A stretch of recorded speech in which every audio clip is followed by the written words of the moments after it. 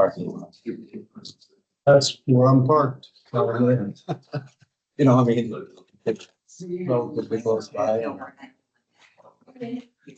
Between funerals and other things going on in all the churches, it's tough. Tough sell. What? Yes. Wait till we go from down by our house. And then you got to jog up the steps. Courthouse steps. Oh, up front. You guys didn't have that short quick last year.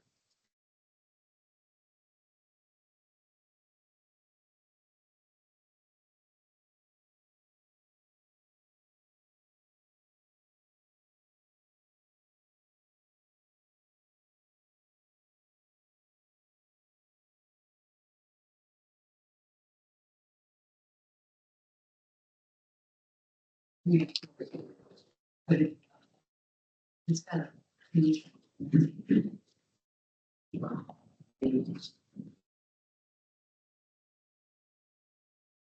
Thank you for.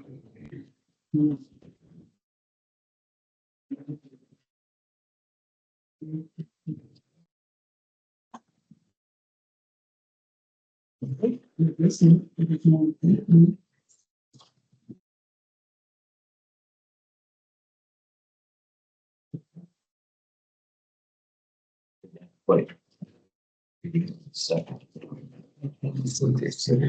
Hold on.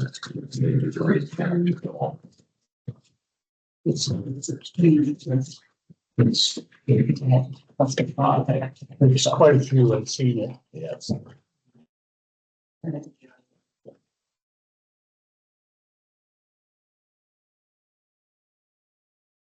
It's just a change of Yeah. because that's what I asked him. I said, you don't have to read it. You know, it's not, I just told you go things and just.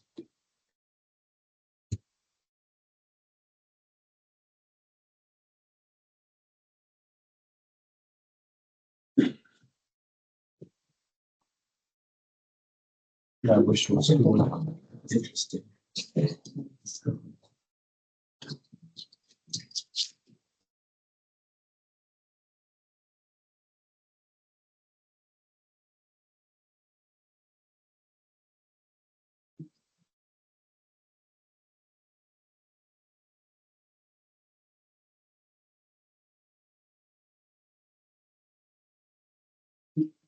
years ago.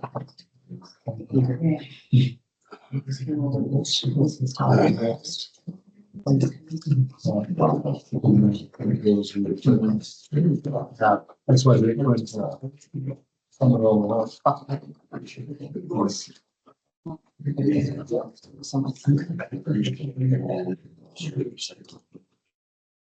Here's we. I know, like. Information, TJ and.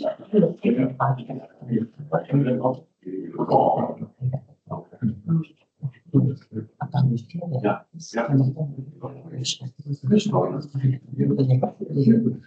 Just, it's so cool. Well, have you ever seen me with? Oh, really?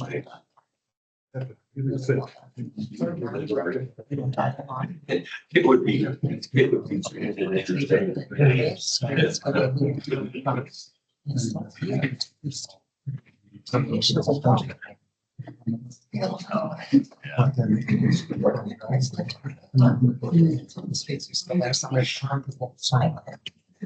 Doesn't make. I did not know. And this podcast is. Yeah. I believe it. I get back, I get up.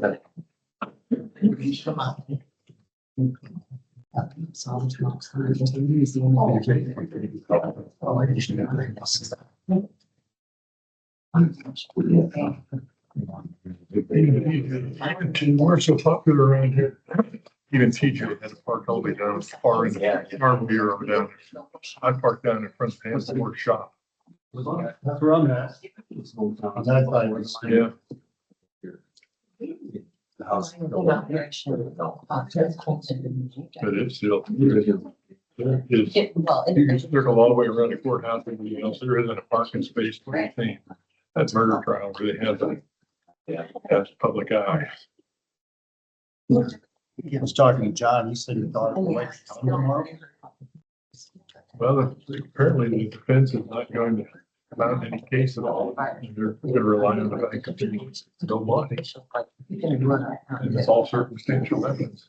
That school's. I don't know. Be interesting to talk to Chris or Dan or something. Your take is.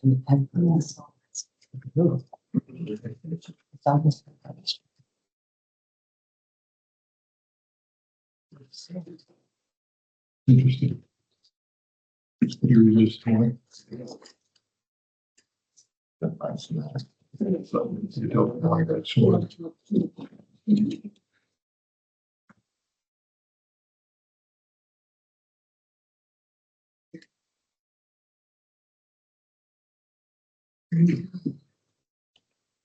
Have a nice weekend, you guys.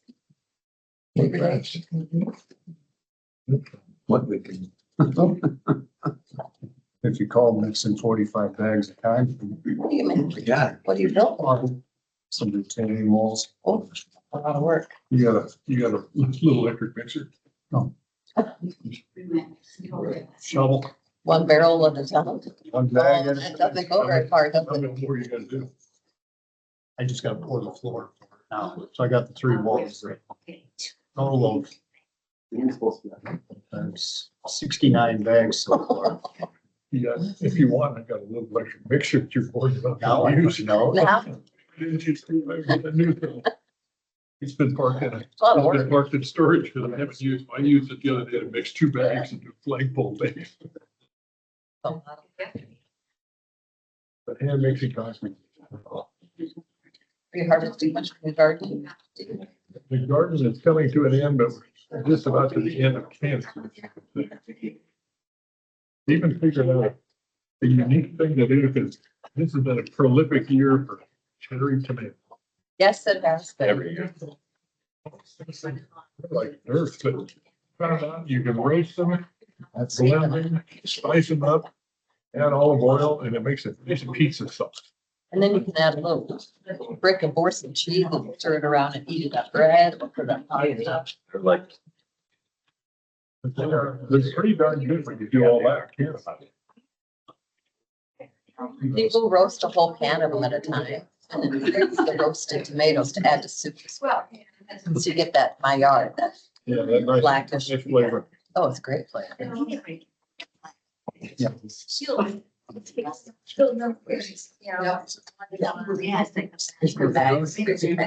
jars make sense.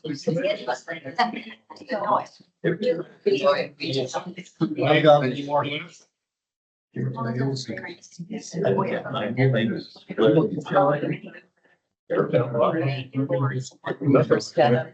got good tomatoes? You can get the rain with this. Stuff that came through when we got it. I Can we love talk to Bill?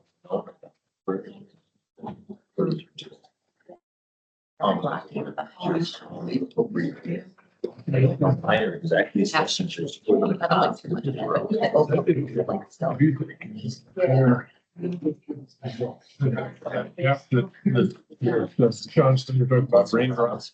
As you can see the rain on Oh. the computerized rain. If you look at, my niece is moving down to. Oh.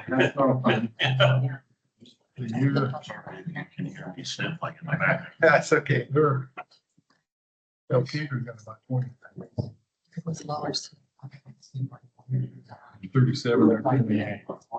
That's the only They've got a lot one less on- rain, and a lot of the storms that came through and just kind of fussing that. I just, And when do you want- and a lot of times, well, we got 6 inches of snow. Did you get that storm? 3. Just bypass and just off right through Fresco.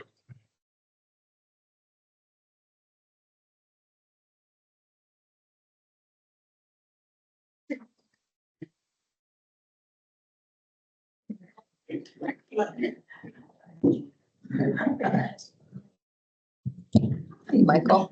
Good morning, Mike. Got your text late last night. It was Oh, fun to see that. Yeah. Fun and period. Yeah. Yeah. No, Have you ever been there? no. I was at the mining operation. Your kids would enjoy that tour and Okay. a podcast called Howard in the Wilderness, ate up with the phenomenal history of the area. I'll have to look into that. Open in May, their new gift shop and they're very hot to get hold of. well, it's 9:30. All those that so choose, please stand for the pledge of allegiance. I pledge allegiance to the flag of the United States of America and to the republic for which it stands, one nation, under God, indivisible, with liberty and justice for all. All meeting to order. As a reminder, the meeting is being recorded. If you choose not to be recorded, you have the option of leaving. First item on the agenda this morning is Mike Kueny, our county engineer, with some road project updates. Okay, so it's been a busy week last week. Let's run through the reports real quickly. Winneshiek County is the final for the build grant. W14 south of Fort Atkinson is a submitted project. Service Bureau submitted to the federal government on January 29th. Winneshiek County was not in the federally awarded package, but is still in consideration for future selection. Something new this week, I met through Teams meeting out on site on Wednesday with the ICEA Grants Committee, where the application was described as very strong, and there seems to be a lot of hope that this will go through as extra funding. So that's positive. Railroad flat car bridge study, there's nothing new this week. Subdivision, nothing new this week. Quarry Hill Road, there's nothing new this week. I will be probably reaching out to unions in the city this week, as we haven't, as we're looking at possibly doing this as a possible scenario in September, October. Nessie Valley construction is ongoing. The rocking of Nessie Valley campground is all that is left. We hope to be finished this week. Culvert installed on 205th Avenue west of Austin as a 60-inch reinforced concrete pipe. Work is going to begin on town line culvert repair. We had a reclaimer fall into the hole on the Permazyme project, and we will be repairing the culvert in the hole hopefully this week. It was a culvert extension that was put together a long time ago with railroad ties, so didn't know that existed, sorry. No one knew that was there. It was quite this situation. Culvert work on A14 east of Hesper is to begin next week, most likely. FEMA, the only thing new is we had a closeout meeting that occurred on Thursday. Flooding from Sunday to Monday 2 weeks ago is cleaned up. The crew is finished with the cleanup, and the app and the GIS IT department are all working to make that process work very smoothly. Asphalt patch work over B32 is finished. We're hoping that out of seal efforts are coming up. We have a conversation with them either today or tomorrow. We're getting kind of late in the season and there's no 80-degree weather coming up, so I'm a little bit nervous. Permazyme based stabilization was installed on Town Line Road on Tuesday and then on Whitetail Road on Wednesday. We got 1.5 miles done on Town Line and then just over 1 mile done on Whitetail Road. I would say it's a success. we'll see how it wears, and we will be looking to pick up where we left off on White Hill Road, perhaps as early as next year, if it holds up over the winter well. So, Anybody who's driven that, that's stuff I've seen that hill coming off of, Middle Campbell Road. Yeah. It's, that was probably our most successful location. That was favorable weather, and then we had our process down by the end of the day on Tuesday. The Durapatcher is operating on A14 this week.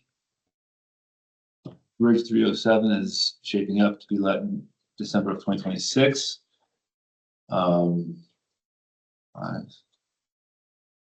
In December 2025. Yep. For 2026 construction. Correct.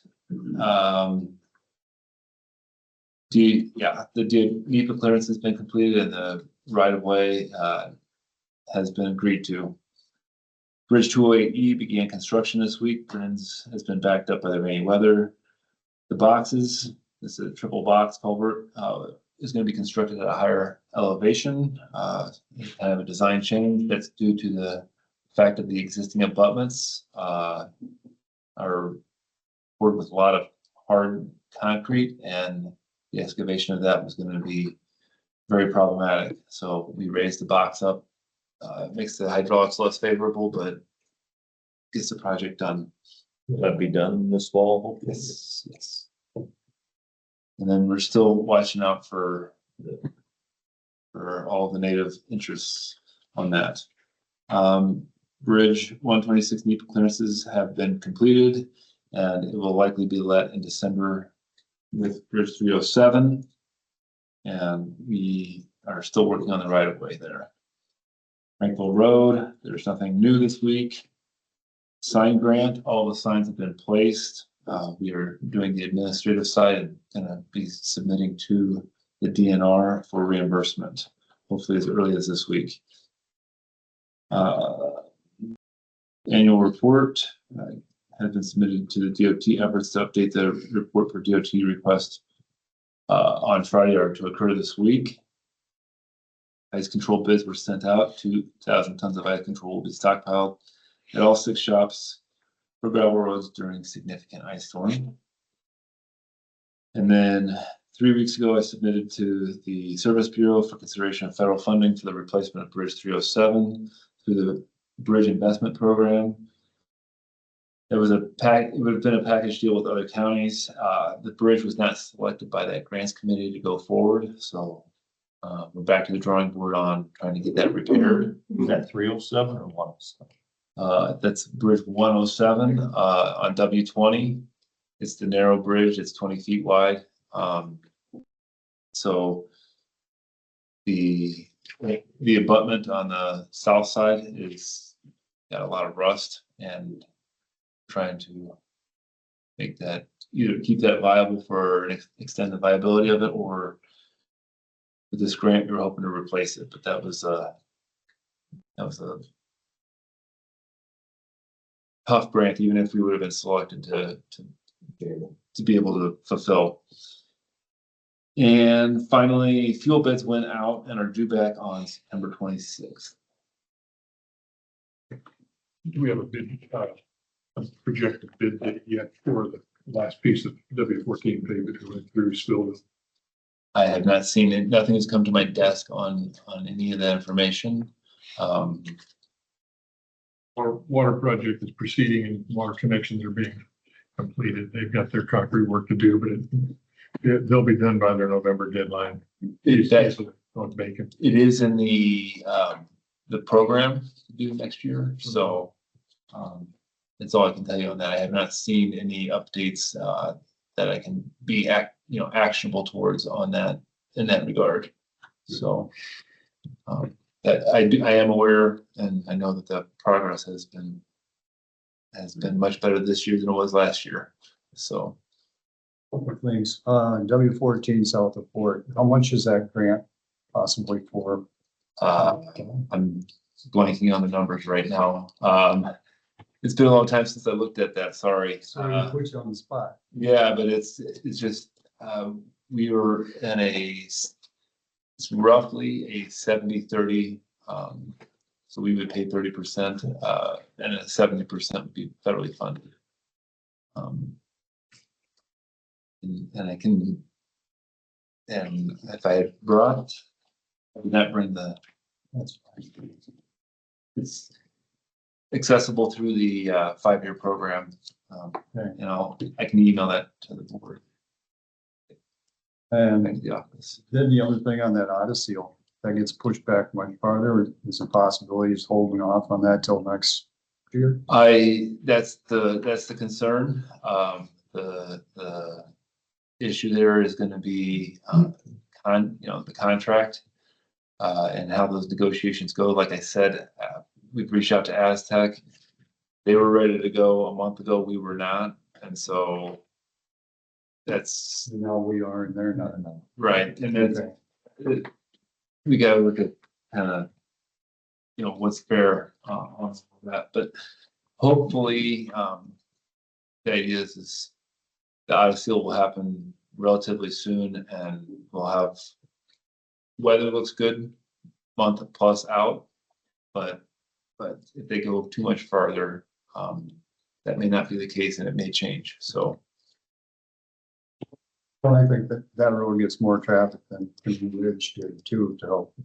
Yeah, yes, I'm very, just seeing how long Canoe Ridge took to actually get in place. We're later in the season, so yes, it gets more traffic to work it in, but also you have the temperature and the factor of safety on making sure that the binder works with the Odyssey. Then we may come into a problem with the storage of the winter rock too, like in the Austin shop. I talked to the foreman this morning about that, and yes, it'll be a effort that we have to do, but that shouldn't be a big problem. Okay. So, yeah.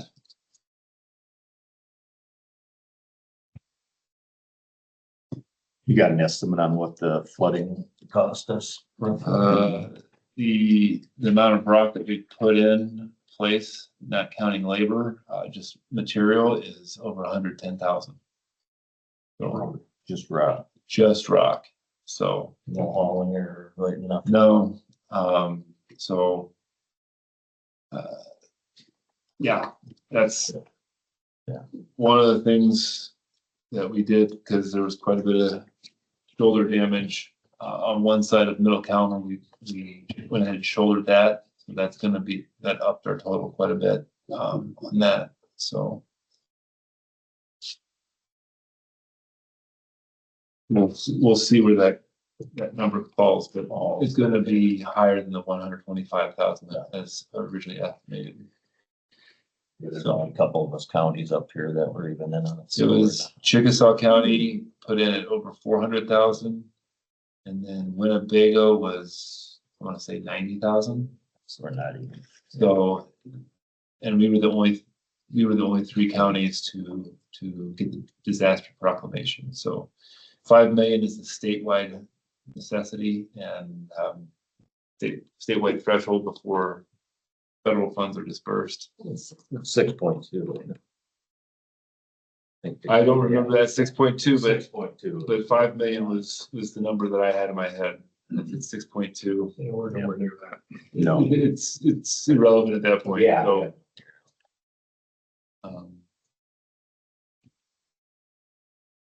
so we're eating the cost of that rock. Yeah. So, but some of the roads did get cleaned up a lot nicer than they would have been for the winter. So not all lost.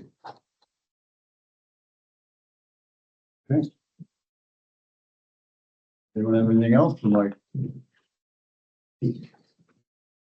Oh, yeah, remember, let's see, it'd be 250, wow, look at him, rock, it's 250, the, comes out, Dale, there's a culvert there that's even, I think it's 250, yeah, I'll have to look it up, I'll stop over later.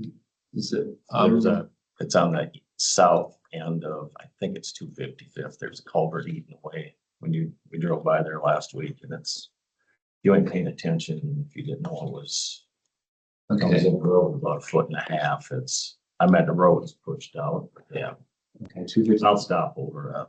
Yeah, I have to head out first thing here, so, Or I can just let them know too. I'm well, pretty sure if it's 255, I'll try to look it up, and on my way out west, I have to be out west here. I can perhaps swing by. So I'll look this up, Second four corners past my, be 250, I'm pretty sure it's 255th, and what's the other cross street? Be the town, it's just off the town line. It's off in town line. Yeah, probably not even 1,000 feet or so. Back east, there where the creek goes through. Yeah, yeah. They won't on Chad, Winneshiek would right there.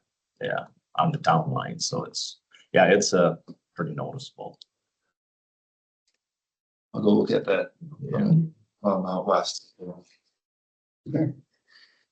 Thanks, Mike. Thank you. Next up on the agenda, we have a couple miscellaneous items, first of which is the public records request policy. We aren't ready to act on that yet. We sent the proposed policy to the Iowa Public Information Board and they haven't gotten back to us, so that'll just be pushed off.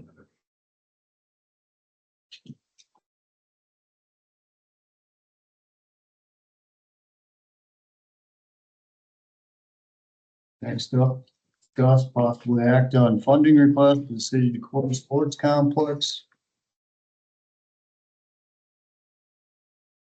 I think Stephanie did you want to talk to the board? I don't know. That's up to you, I guess.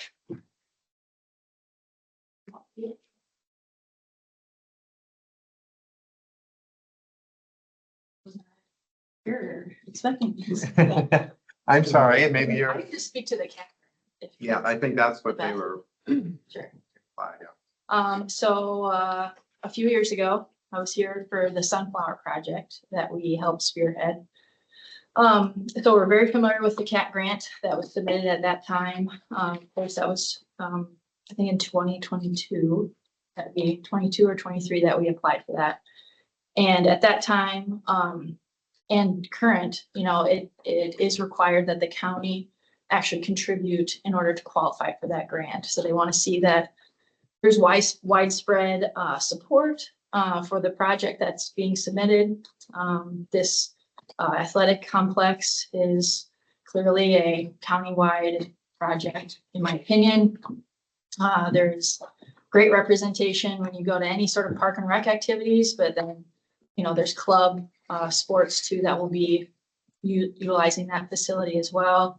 And of course, club sports are made up of multiple different school districts, Turkey Valley, South Bend. Those kids are also on these teams. So this will give us Winneshiek County an opportunity to host some large tournaments and stuff for baseball, softball, pickleball, a variety of different activities for all ages. So we're looking at the CAT grant. I think we're about a week away from potentially hitting submit on that application. We're just kind of waiting to see what the supervisors decide on a contribution level. So this project, well, Maddie and I have been involved in some of the fundraising meetings, and just based on our experience in the past, I know the council had made a recommendation of the pledge level. We all know budgets and stuff are tight, so I'm not necessarily here representing the city in any way, but sort of as that third party person that's involved. So, if you have any questions, there is technically no threshold to what a county should contribute in order to apply, but it is very much advised to not, you shouldn't just give $1,000 to a $3 million project. That would be probably not as appealing at the state level. They want to see that you truly do believe in the project and support it. These are 3-year pledges, and I know with county budgets, it's not always appealing to stretch it out over 3 years, but we have the public hearing scheduled for the building sale, and now wearing sort of two hats, it could work backwards in a way that would help the entire county also contribute towards this project as well. Is there a possibility that if we financed it, say $25,000, I'm just throwing a number out. In turn, next year, the city of Decorah pays us or pays 25,000 of our contribution to the Winneshiek County Development and Tourism in place of contribution. I mean, I think that would be more of a loan, probably not considered a donation.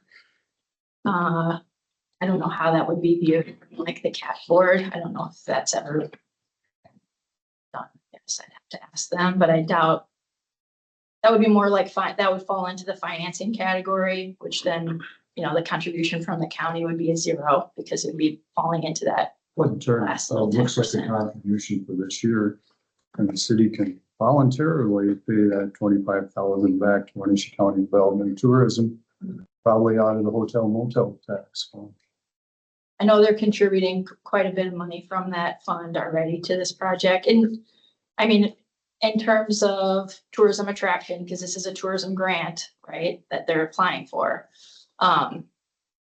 In my head, you know, really all they're losing is a couple of ball diamonds. And so they were told that they could just replace the ball diamonds and keep moving, you know, just find, you know, any sort of space to put 2 ball diamonds and be done. But I think it's such an amazing sort of lift that this group of volunteers is saying, here's an opportunity that we could leverage what we already know we're going to need is 2 ball diamonds, but then sort of go above and beyond and say, well, what else could this be? And so I think too many times when we're looking at redoing parks and different playgrounds, we're just thinking about replace and move on. And then you have to come back, replace and move on. And this would be a way to like generate additional hotel motel revenue, the sales tax that will come from hosting tournaments and teams. I mean, this is all volunteer run groups of parents that are hosting these teams, and every team player has to pay in order to secure, you know, so many teams. So I think when we follow our nephews around on these traveling baseball teams, we're not just showing up, bringing a picnic basket, sitting down and leaving. You stop and get lunch, you stop and grab, you know, dinner, you get gas, you know, there's all of these things that you're spending money on while you're in town. So while they could have just replaced the 2 ball diamonds, they're really saying, what does everybody need? Well, we're missing out on a section of people that are spending a ton of money in these locations, these towns. And what's good for Decorah is good for the county in terms of sales tax. And what you mentioned to sell that DHS building, but most of that will be spent to pay off the loan for the spectrum. Most of it, yeah. And so I think, you know, that would be on you guys during the public hearing or prior to sort of sit down. I don't know what those numbers are. And I don't know what all the offers are on the table either. And I know there's maybe 1 or 2 that'll trickle in here before the public hearing. But, you know, that's on you guys to decide, well, you know, we need to pay off a loan for X. And if we want to contribute to this, you know, we make a pledge for X, you know, Y, make sure you get that much to be able to help. I know there's other small communities that are doing some projects for it. Just put in 2 pickleball courts that are amazing and reutilized some existing cement. They had some volunteers out there doing some things. They need a playground structure still. Spillville has been looking at doing some things in their park campground area. So there are communities too that are doing things for just their community and for their kids and families. Well, and that's where we're at on the sell of that DHS building.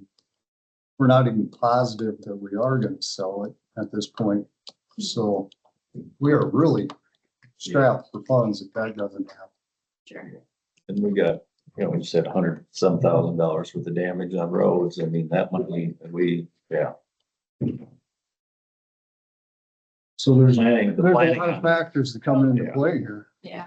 And I mean, you have an assessed value or appraised value on assessed and appraised value on the property. So if you don't necessarily need to sell it, but know in your head you need a certain dollar amount, then you kind of need to counter back to these people that have made offers on the land and the building and say, we need 500,000, like can't take anything less or whatever that number might be.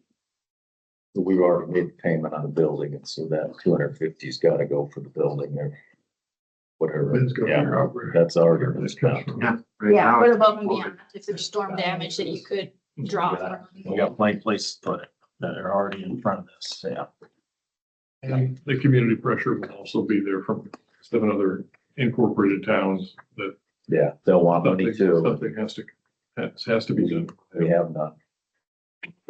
For one, we have policy that we have to do for all. Can you guys hear okay out there?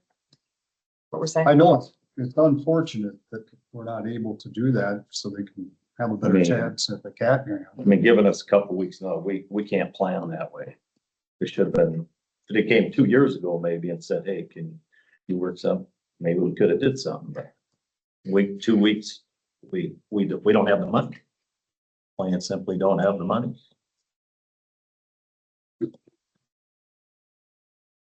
That's, Do you guys have any comments? Well, I think it's important. We do contribute some money and figure out how we can get that. I mean, especially if it helps get the cat. We're not in it at all. That's probably not gonna work. But we do have to be in there at some level in my mind. And yes, it will be used by lots of people from outside of Decorah, and go back to this thinking of it's Decorah and the rest of the county, but the rest of the county uses Decorah as its main hub for lots of reasons. With that, so it's unfortunate we didn't know about this sooner and with budgeting, but I think we should figure out how we can come up with some level of contribution. I guess I'm going by with my constituents, the calls I've had and they recommend, I guess that's what I'm going by. But you would That's agree fine. that at this point in time, we have no idea what that could even possibly do for a dollar amount. Well, they have to submit the grant in a week, so we need to be in some level of, I mean, you just risk, We have no money right now to give. I mean, there's no. there's a timeline risk, you know, if they start moving dirt, I don't know what, the CAT board would say, you know, like, oh, we've already started on this grant or this project prior to. So yeah, I mean, timelines are unfortunate. It's not really in our control. Anybody's control, really. we have in the past contributed towards a similar type of project in another community. Is that correct? well, we haven't done we contributed to the Southwind Rec program, and that was personnel to get the program going. It wasn't for equipment or site. And it was a 3-year pledge that time and they never came back for the final 2 years of. Right, and it took one out. They probably forgot. No, I think they intentionally. They didn't. You still have a cash reserve. I think the whole problem kind of stems from the school board and the city council with poor planning. And now that's where they're locked into this situation where they have to rush in order to get the ballparks constructed. And like Mark said, with the proper amount of planning, it would have been a possibility, but I don't really see how. No, I don't either. I'm going by what my constituents is. Yeah. Opposition without mutual support. See, All the letters I've received, I think all the letters I received, I'd have to double check, were from rural residents who are in support for this complex. Who use it. Our public hearing, when we open bids is end of September 29th or something like that. Right, Second, 29th somewhere. somewhere in there. 29th, I believe. We won't know more information on the community or the DHS building until that time. Is that too late? Like I said, it's just timeline. So by the time you submit the grant, can't submit the grant until the county makes a decision. And if the county decides not to contribute at all, I don't think we can even submit the grant at that point. So that would be a $500,000 grant request. Because they're all returned to the community if we get that grant, to the entire county community. When Decorah does well, the county does well, I get that. For tourism dollars and what we just referred to in the presentation. I think that it would not be unreasonable for us to consider a 3-year or $25,000 a year commitment. Would that help? $75,000 from the county over a 3-year period. Pending what we find out on DHS.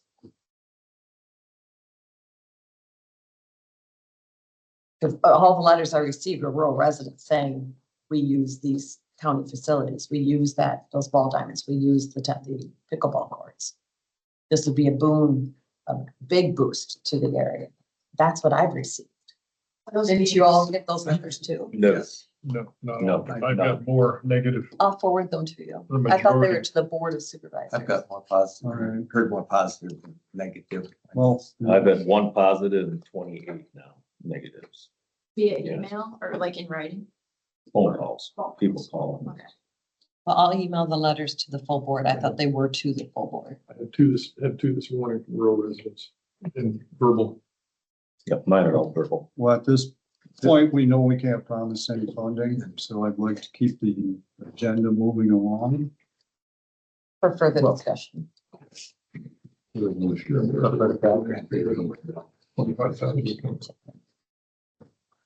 All right.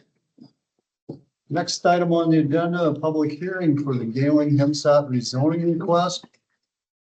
And during the public hearings, you were given approximately 3 minutes, 4 minutes, somewhere in there, depending on the amount of people that want to talk. And, go from there. Is there a motion? Motion to open the public hearing? Second. We have a motion, a second to open the public hearing. All those in favor, say aye. Before we start, as we start the public hearing, I'd like to address the fact that both myself and Mark Paulett, not Mark Vick. That would be, this here's the Hemesath.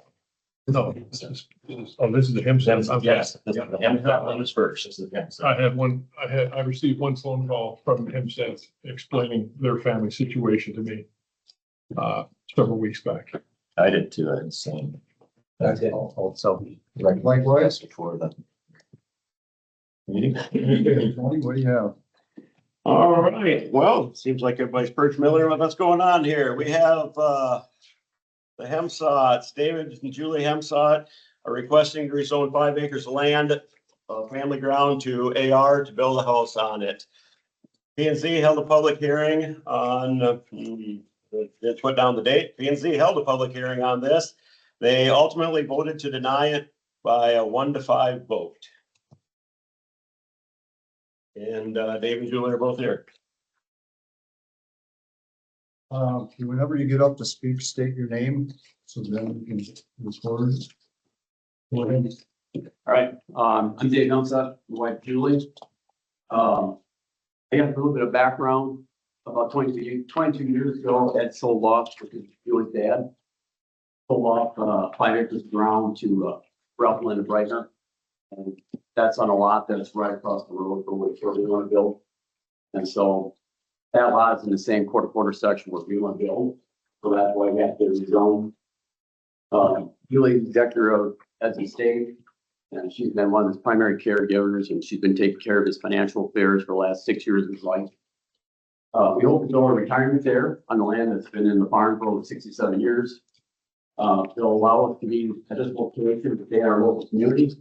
At the same time, be close to Decorah and all the services that has to offer. Now, Winneshiek County zoning, the zoning denial was based solely on ICSRs. And from what we found is Winneshiek County zoning ordinance doesn't list high CSRs as the sole standalone disqualifier for disqualifying zoning. You're supposed to be using multiple factors. I guess some of those factors I like to address. Our development's gonna be limited in footprint. We're only gonna use probably 2 or 2.5 acres of this lot. That's gonna be up in the top. And the balance of that is either gonna be rented back to the farmer, or we'll just seed it back into native prairie grasses. The lower CSR areas of the farm, them are all too far away from the road. They're inaccessible, or they're too hilly to build on, especially if you want to build a house for someone aging in place. When we look at other developments in Winneshiek County, and a lot of those are along the Highway 52 and Highway 9 corridors. A lot of those over the past years have been all developed on high CSR lands. And, we get that, by nature, those developments can't be put on hilly ground. And the more level ground tends to be the higher CSR. And that's the same situation at Ed's farm. All the Land that's suitable for building on along blacktop, it's all more level, and it's all more high CSR land. Now, Winneshiek County does face a documented shortage of rural housing, especially in the southern part of the county. You know, if houses do come up available, a lot of times they only hit the market. And ironically, the house right across the road is one of them. Ralph Linda just sold that. Some people found out that they're moving to Decorah.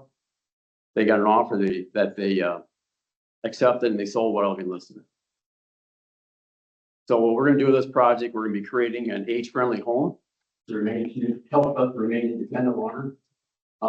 Its current acreage, that house isn't suitable for long-term living. Matter of fact, the last 4.5 years of his life, he has spent in long-term care. So that building here will allow that acres to be available for someone younger. And allow our acreage down by Fort Access and all will be available for someone to buy. We believe that supports that the county's comprehensive plan goals for responsible development. You know, the corridor already has a mix of agriculture and housing along it. In fact, even a church, kitty barn across the road from where we're going to build. And like I said, there's many houses up down that stretch of road. So with that, the comprehensive plan calls for responsible rural development. This project is age appropriate housing in location with existing infrastructure. We have ready access off of W38. It responds to well documented shortage of homes, especially rural homes for people age in place. And as far as we know, there's really, it's non-controversial. Letters were sent out to surrounding landowners. There's no negative feedback. Two of the ones that I talked to, they voiced support for it. And then again, Julie is executor, in order for everybody to ground off the estate. He has that sign off from all of their beneficiaries and their spouses, which are her siblings. They all signed off. That's even though 3 of them are actively involved in farming, and they actually express interest in perhaps bidding on the rest of the farm. So that's all we have, and we have their support. Thank you. Does anyone else have any comments? Anyone online have any comments?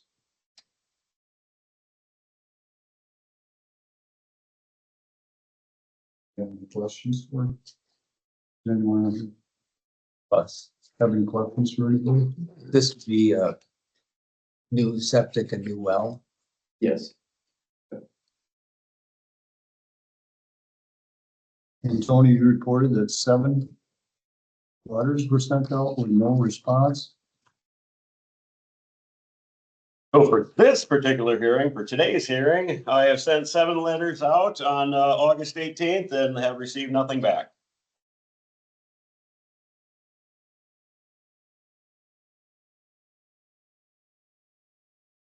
And the reason it is required to be AR is because of the house across the road. Yeah, so our zoning ordinance has a density limit in A1 agricultural. So we are allowed to have 1 non-farm house per 40-acre quarter section. If you look at this map here, the Breitner house that Dave spoke of is in the same quarter section. So that would have been the non-farm house that's allowed in A1. And the additional housing would have to be rezoned to something different. And the only objection that P and Z had was the 80 CSR rating on the property itself. Yes. So yes, with the P and Z, they voted to deny it. Reason for denial was the high CSR of 80, far above county average.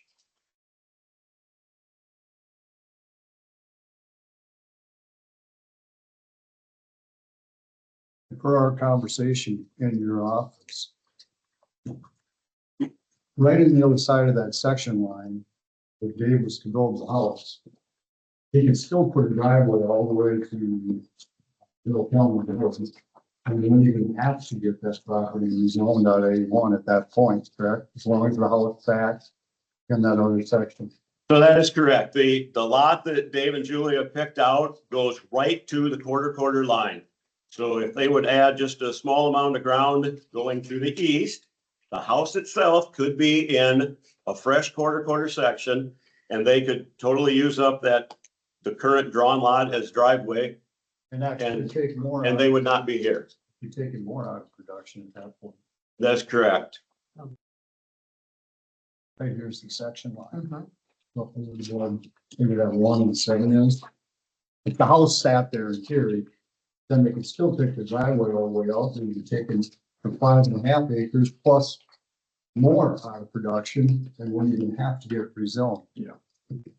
So here's the lot that they have selected. This blue line here is the quarter line. If they were to come to the east, if they were building in this section here, no rezoning would be required. So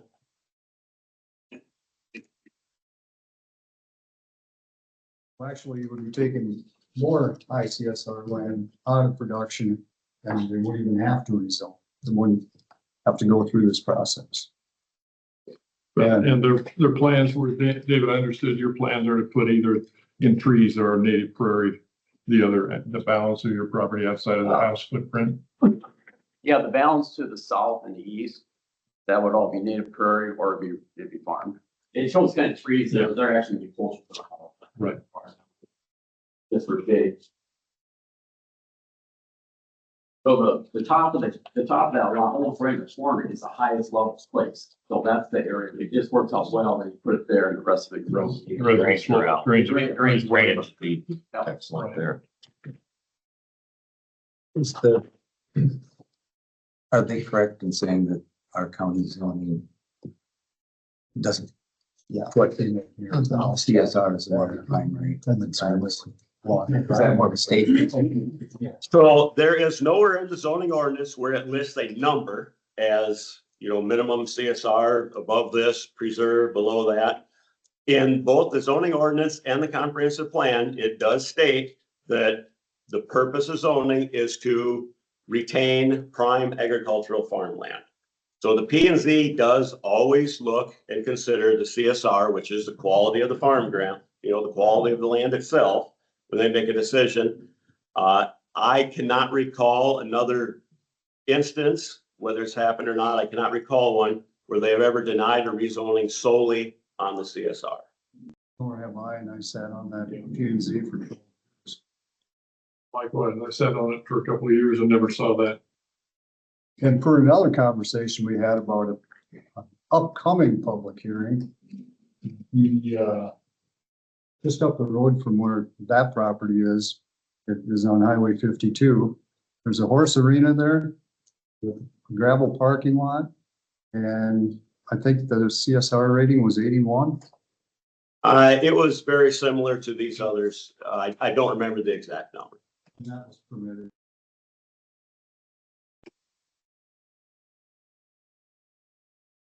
I'm in favor of approving the zoning, my opinion. You have thoughts on that? Does anyone else have thoughts on that, or? You want to? Close the public hearing before we discuss it.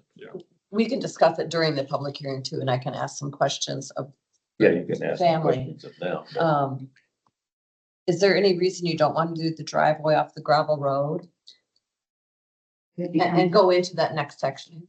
It becomes hilly. Yeah, you can see. I know, I see the hills, but that would avoid the. Yeah, and it is kind of, it's a curve and a hill at the same time, and it would be a blind. Because as getting older, I wouldn't want to drive on it and have to deal with gravel going to be plowed last, and then painted last. And it's just, getting older, we don't want to have to go to a nursing home any sooner, so we can stay in something that's, safer, accessible. Would be ideal. Just in my 4 years, we've gone all over the board with zoning. I don't even need to bring up examples, but it's all over the board. My fear and my concern is setting precedent again. And we don't want to have our ag land busted up with 5 acres here, 5 acres here, 5 acres here, 5 acres here. This would do 2 separate homes on one section, which is against our zoning ordinance. And I'm very torn on this one. This is a family farm. I understand your need to have a new home and want to grow old in that home. This is a real tough one for me. You know, if we built there, there'd still be two homes right there. The second house would only be 500 feet to the east. Yeah. And then from an infrastructure perspective, if you're coming in on a county gravel road, it takes more infrastructure. On the other side, you come right into the blacktop. It's already there. It's easily accessible. It actually easy for the county and easy for us.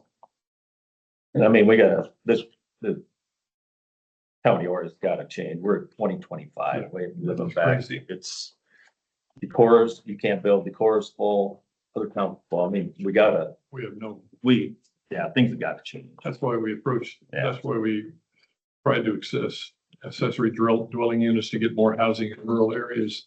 What are these, what contour lines are these, Tony? Are these 5 or 10? It's 2 foot. Number 2. 2 foot? Yeah, well, on one drawing, we have 2 foots on. So the map that I have with the red marks on it, those are 10-foot contours. And yeah, these are 2 foot on the larger map, or 2 foot contours.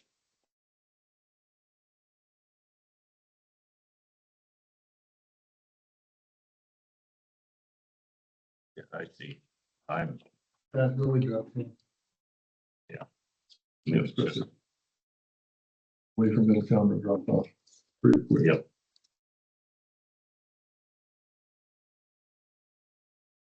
Would anybody entertain a motion to close? I move to close the public hearing. What's everybody else? Before we close the public hearing, are there any more comments from people attending right now? All those in favor, say aye. Aye. Public hearing is now closed. Would you like to take action? I move to approve the request of Gehling. Oh, yeah, first, I move to approve the first reading. Second. Have a motion and a second for the request for the first reading. All those in favor, say aye. Aye. Aye. Those opposed? Aye.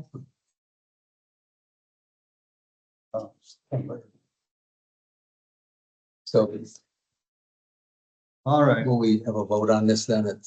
we have to read it, then we can go. Vote on it. So, Ordinance amending county zoning ordinance to change the zoning classification from A1 agricultural district to AR agricultural residential district for the herein described property. Whereas a request for amendment to the zoning ordinance of Winneshiek County was submitted to the Planning and Zoning Commission. Said request having been acted upon by the Planning and Zoning Commission, a public hearing. And whereas the request for amendment of the zoning ordinance pertains to the following described real estate. Lot 2 of the northwest quarter of the southeast quarter in section 17 of township 97 north. Range 8 west of the 5th PM, Winneshiek County, Iowa. Whereas the said zoning requested that the property be rezoned from A1 agricultural district to AR agricultural residential district. Whereas a notice of the time and place of a public hearing on said request was published pursuant to law. And whereas a public hearing as required has been conducted by the Winneshiek County Board of Supervisors. Whereas the Winneshiek County Board of Supervisors has considered the Winneshiek County Comprehensive Plan and the review of the applicant's request and does find that the request is consistent with the policies and goals set out in the Winneshiek County Comprehensive Plan. And now therefore be it resolved by the Winneshiek County Board of Supervisors that the zoning classification as to the following described real estate.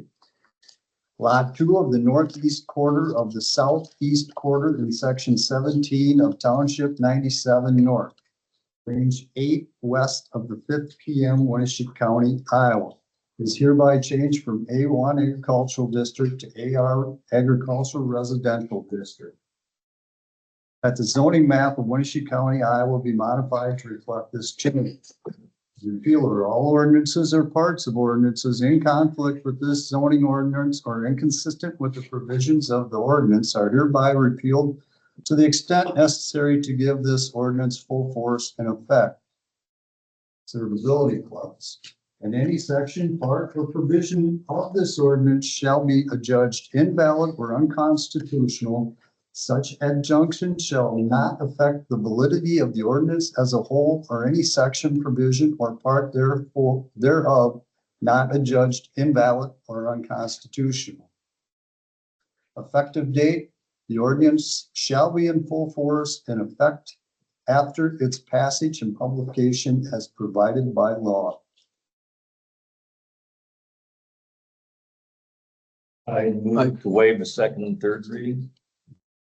There's a motion and a second to waive the second and third reading. All those in favor, say aye. Aye. Those opposed? I, Motion passes.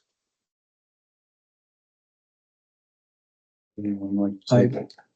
Well, I just was gonna say, I think I totally understand what people want to happen here. I think it calls to question a larger issue of, do we need to look at what P and Z's looking at? Since they always tend to go to the productivity of the land, and other people who would have potentially come to build, but knew it was out of the zoning the way it is. So,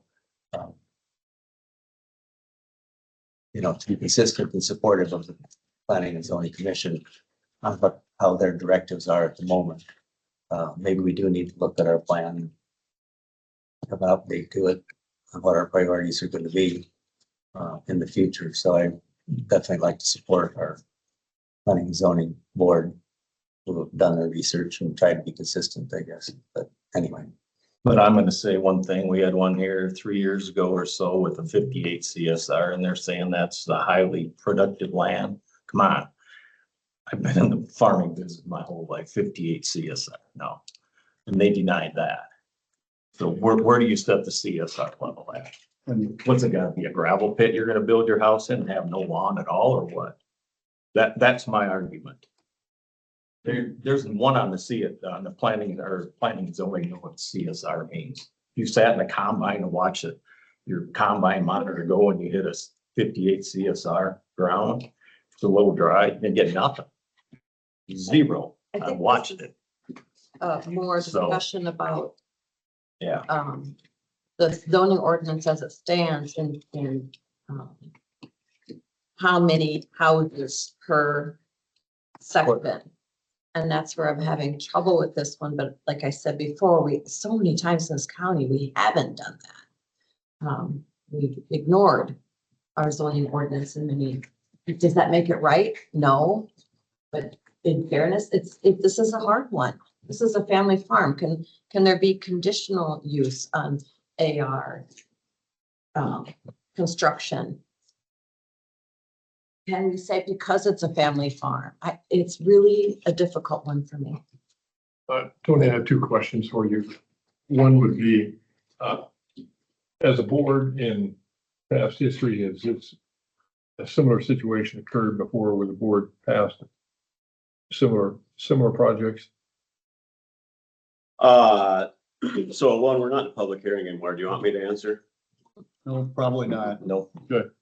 Then the other question is, well, scratch that Well, for now. I can add to that. Like I said, my tenure on the planning and zoning for like 12 years, never once can I recall that we turned down something based solely on the CSR rating. Yeah, my experience on planning and zoning was exactly never on a CSR. There were other contributing factors. This doesn't apply to spot zoning, according to definition. Okay, so that one there, well, interpretation of the ordinance, I think I can answer on that one there. So, technically, yes, it'd be spot zoning, but spot zoning in agricultural areas happens. It has to be an illegal spot zoning where it would not be allowed. An illegal spot zoning is where the new use is incompatible with the surrounding uses of the land. I don't see that being an issue. Still agricultural. Still agricultural. Yeah. In other words, the Hemesath could put in a greenhouse on their 5 acres and still, and do, sell They flowers could have if their they chose hobby to. farm if they want. They have a hobby farm on it also if they want to. Is that correct, Tony? That is correct. There's no limitations on the agricultural uses in the zoning district. But it is the main reason this is a violation is there's already a secondary structure on that. So that's kind of the overriding reason we're looking to make this change. Which the density limit, correct? So maybe we need to look at that. If that's something we want to go forward with. Because on the settlement from the driftless water defenders against Winneshiek County Board of Supervisors, the judge states in here, Which page? the factor of primary importance is whether the rezoned tract has a peculiar adaptability to the new classification as compared to the surrounding. And that was in reference to spot zoning. Which page are you on that? That'd be like if they were asking for the 5 acres to be zoned industrial or something. That's what they're saying, is it would be completely different. 11 right in the middle. This is two separate.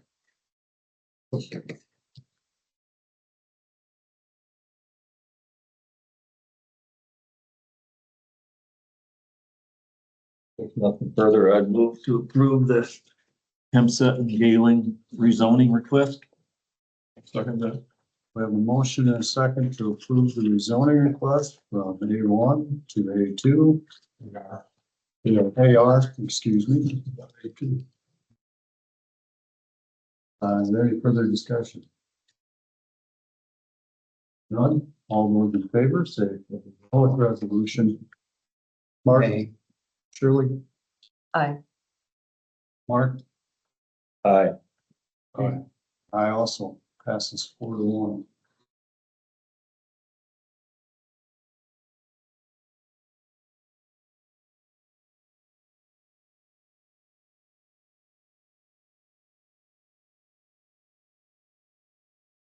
Three places to sign. That you sign, there's a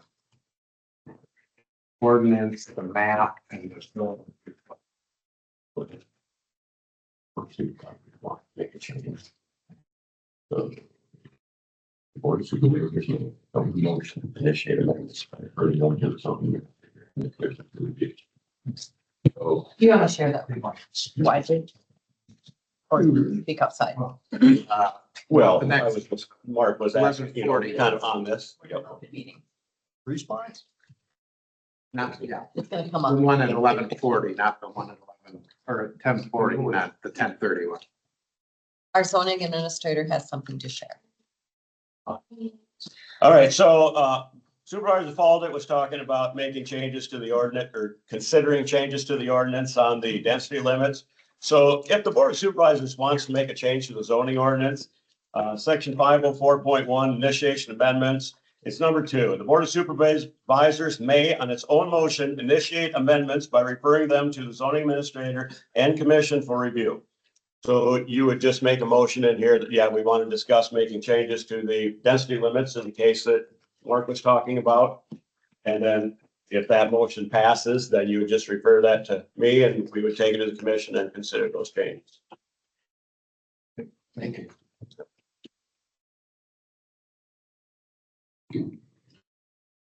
All right, next up, a public hearing on the proposed amendments to the zoning ordinance. What I think we'll do here is we'll have a public hearing and then we'll hold off on consideration and comments and the reading until after the other public hearing, because it's regular reading of the zoning ordinance updates, things that passes. So You could hold the public hearing and set the first reading for after the second public hearing, or the third public hearing. yeah, I'd move to open the public hearing. Second, we have a motion, a second to open the public hearing on the proposed amendments to the zoning ordinance. Is there anyone in the public with any comments? Vote unanimous to open the public hearing. All those in favor, say aye. Aye. Yes, unanimous. Anybody in the public with any comments on the proposed amendments to the zoning ordinance or questions? Did you have access to them? So there's several pages here with highlights of where we're changing. So, and this was published where? That was online for at least a month now. And these changes are consistent with what the state has sent out, correct? Yes, so the state has changed their law that says we have to allow ADUs. And we were already working on an ADU ordinance. We had to stop that work on that, wait for the state to finalize theirs, and then make our new ordinance compatible with the state's. A lot of the other changes were just cleaning up some verbiage and. Yes, so it affected a lot of definitions. It affected just statements here and there throughout. Some of the things were changes just internal to our ordinance. The density rule came up, so there was changes made and things like that to allow that ADU. I've been attending some of the P and Z meetings where the ADUs were discussed, and from reading through this, I don't see where there's any big differences between what you guys were already working on and what I see in here. Is that correct? Yeah, that is safe to say. P and Z held a public hearing and did they recommend approval? You usually report that. Yes, sir. P and Z held a public hearing and they recommended approval on a 6-0 vote. Nothing further, I move to close public hearing. Is there any comment on that? Online. Passed. Is there a second? Second. Close the public hearing. All those in favor, say aye. Aye. Got 8 minutes. Do you think you can get through a meeting? What we do? Tony will be, did he volunteer? As long as I don't have to talk much in the next one. I move to hold first reading. Second. Have a motion and a second to hold the first reading. All those in favor, say aye. Aye. So what I just handed out is the actual ordinance form. So what Shirley held up earlier, this was the markup draft that we've been using. It has items striked out, bolded, highlighted, and added. And the copy I just sent out is what the actual ordinance got. It details what the actual change was and only the change. So it'll say now reads. I don't know if I can get one for myself. Hold on. I'll give you mine. Would you like me All right. to surround the audience? Are we ready? Did we vote? Can I start? Let's go. Yeah. All yours. Ordinance amending the county zoning ordinance by revising multiple definitions in various miscellaneous items for the addition of a section on accessory dwelling units in compliance with the Iowa Code 2025, section 331.301, paragraph 27.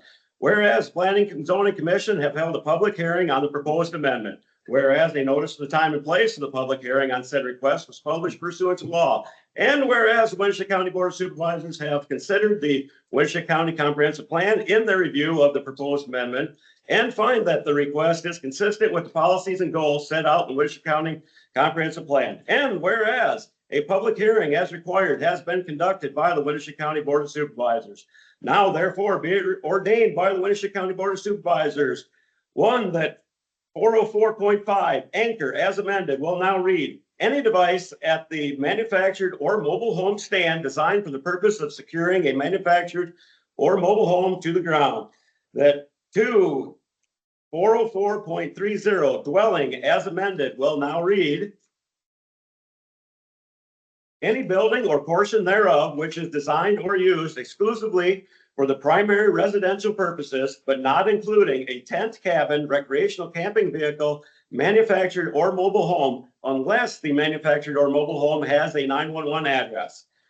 3, 404.34 dwelling unit as amended will now read, a room or group of rooms that are arranged, designed, or used as living quarters for the occupancy of one family containing bathroom and kitchen facilities.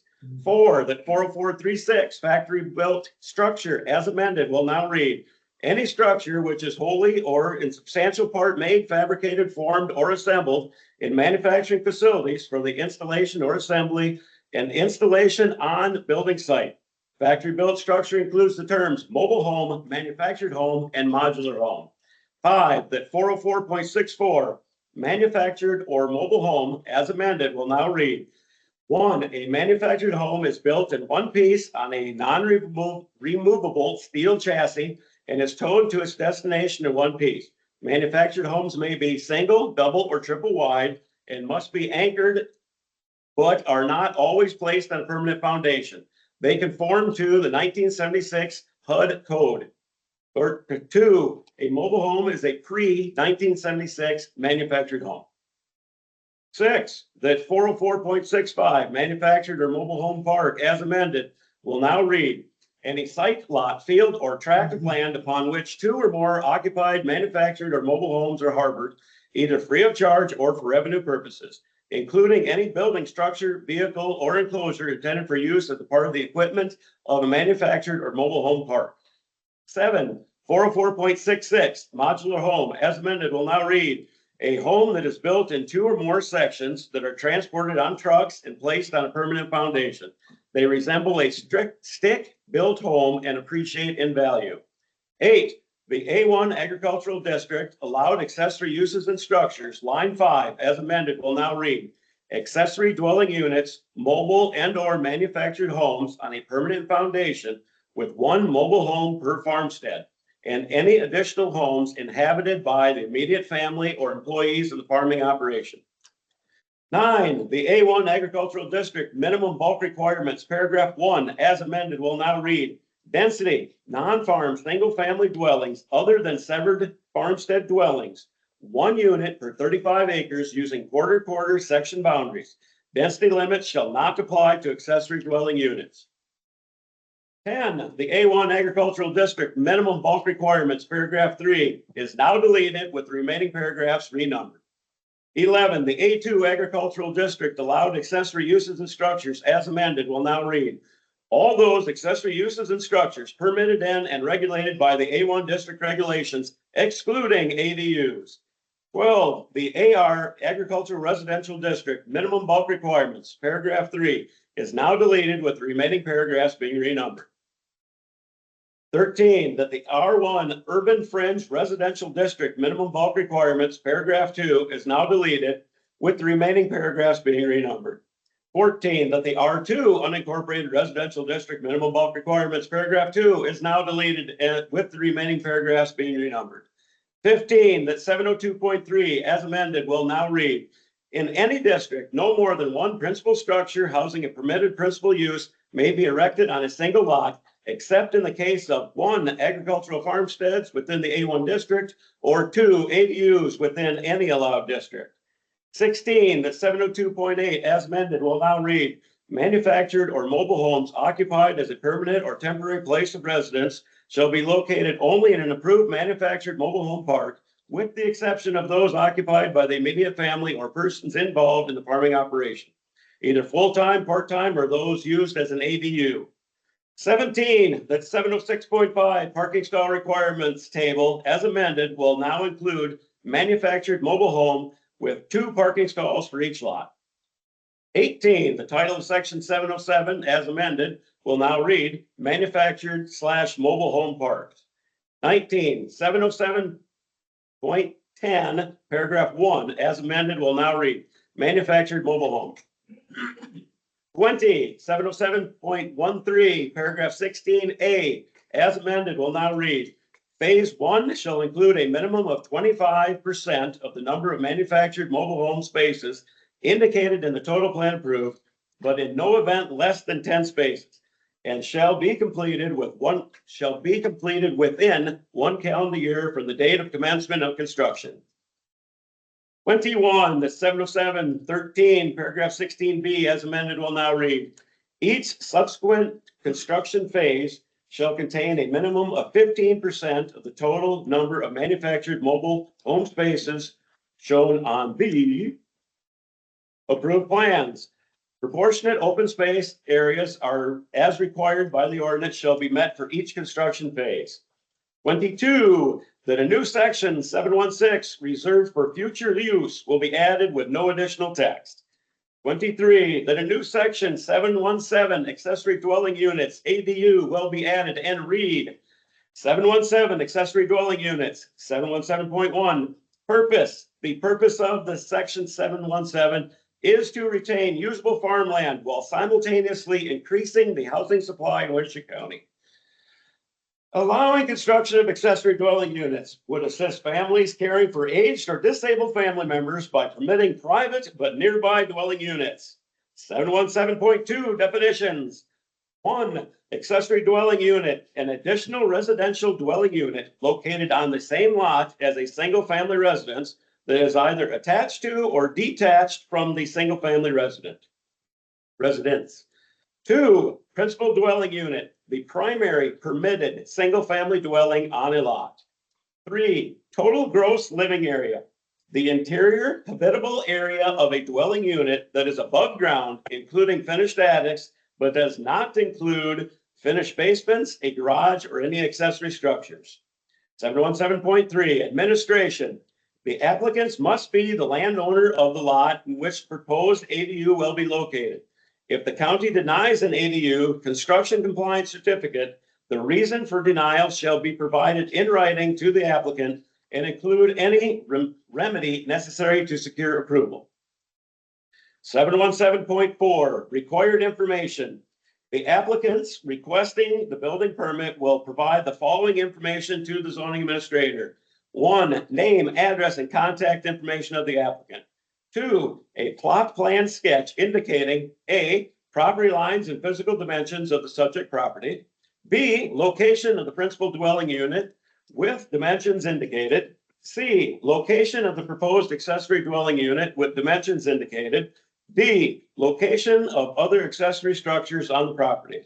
E, location of present and proposed access roads to the property. F, location of present and proposed utilities. G, location of present and proposed septic systems on the property. H, location of present and proposed wells on the property. I, location of present and proposed easement, if any, on the property. 3, a deed restriction is specified in 717.5, paragraph 17. 717.5, general requirements. 1, additional dwelling units are designed to fill a long-term housing need. 2, accessory dwelling units are permitted in the zoning districts A1, AR, R1, and R2. 3, density limits shall not apply to accessory dwelling units. 4, construction of new accessory dwelling units or the remodel of an existing structure into an ADU shall require a construction compliance certificate. 5, a non-conforming accessory structure cannot be renovated or reconstructed to an ADU. 6, an ADU shall require a 911 address that is separate from the 911 address of the principal dwelling unit. 7, only one ADU is allowed per single-family principal dwelling unit. 8, a principal dwelling unit cannot have both an ADU and a cabin associated with it. 9, minimum lot size will be dependent upon the septic system installation and all dwelling units meeting minimum setback requirements. 10, an ADU must be on a permanent foundation and comply with Iowa Code section 435.26. 11, the size of an ADU shall not exceed 1,000 square feet or 50% of the size of the principal dwelling unit, whichever is larger, based on the total gross living area. 12, the maximum height of the ADU and setback requirements are the same as for all single-family principal dwelling units within the zoning district. 13, if detached, the ADU must be at least 5 feet from the principal dwelling unit. 14, the ADU must be supplied with separately metered utilities in accordance with all applicable statutes and regulations. 15, all access drives to the ADU must comply with the principal structure requirements in section 702.10 of this ordinance.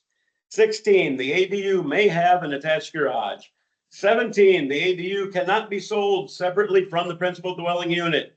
the property owner shall provide a deed restriction in a form provided by or acceptable to Winneshiek County and suitable for recording with the county, providing notice to prospective future buyers or owners of the property that the ADU cannot be sold separately from the principal dwelling unit. 18, the ADU can be removed, deconstructed, or restored to its original use. 24, the official copies of the zoning ordinance of the Winneshiek County, Iowa, be modified to reflect this change. Repealer, all ordinances or parts of ordinances in conflict with this zoning ordinance or inconsistent with the provisions of this ordinance are hereby repealed to the extent necessary to give this ordinance full force and effect. Severability clause, any section, part, provision of this ordinance shall be adjudged invalid or unconstitutional. Such adjudication shall not affect the validity of the ordinance as a whole or any section, provision, or part therefore not adjudged invalid or unconstitutional. Effective date. This ordinance shall be in full force and effect after its passage and publication as provided by law. And that is all. Thank you. Oh, you're welcome. I move to waive the second and third reading. Second.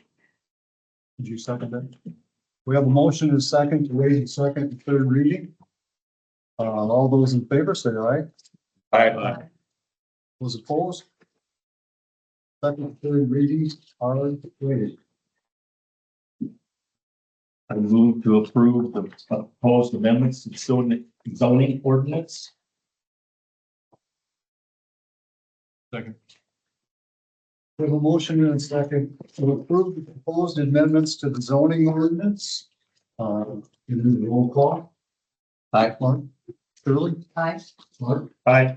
Steve. Aye. I also passes unanimously.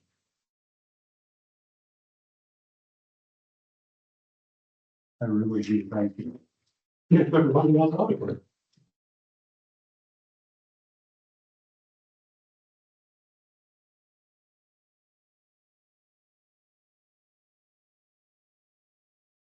Two signatures on that one. There's no man.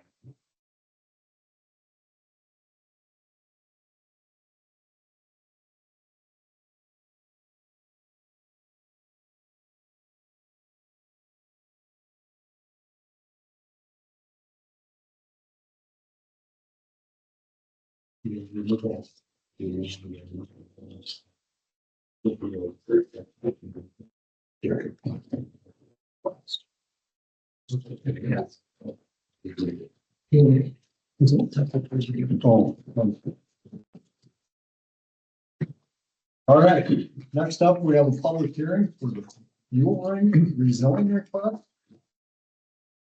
You open the public hearing. Before it starts, I had one gentleman call me and asked me to ask him when the day of the hearing was, so I called him and told him. He said he had pictures. I told him to bring the pictures to the Board of Supervisors meetings, so everybody could see it. Okay, we have a motion, do we have a second? I second to open the public hearing. I'm sorry. Hey, Mark. Motion in a second to open the public hearing. All those in favor, say aye. Aye. Aye. And again, I reiterate, we had a meeting on August 15th with at the property with the Ulrings to view the site, see the driveway location, proposed parking from their site plan, and just basic overview of what their operation appeared to be at that time of day. I also did have a meeting with Ned on site, just get a look at the property itself and have him explain it to me a little bit. So, I did with Steve. And just get an idea of the way that from the neighbor's perspective and the land itself alterations.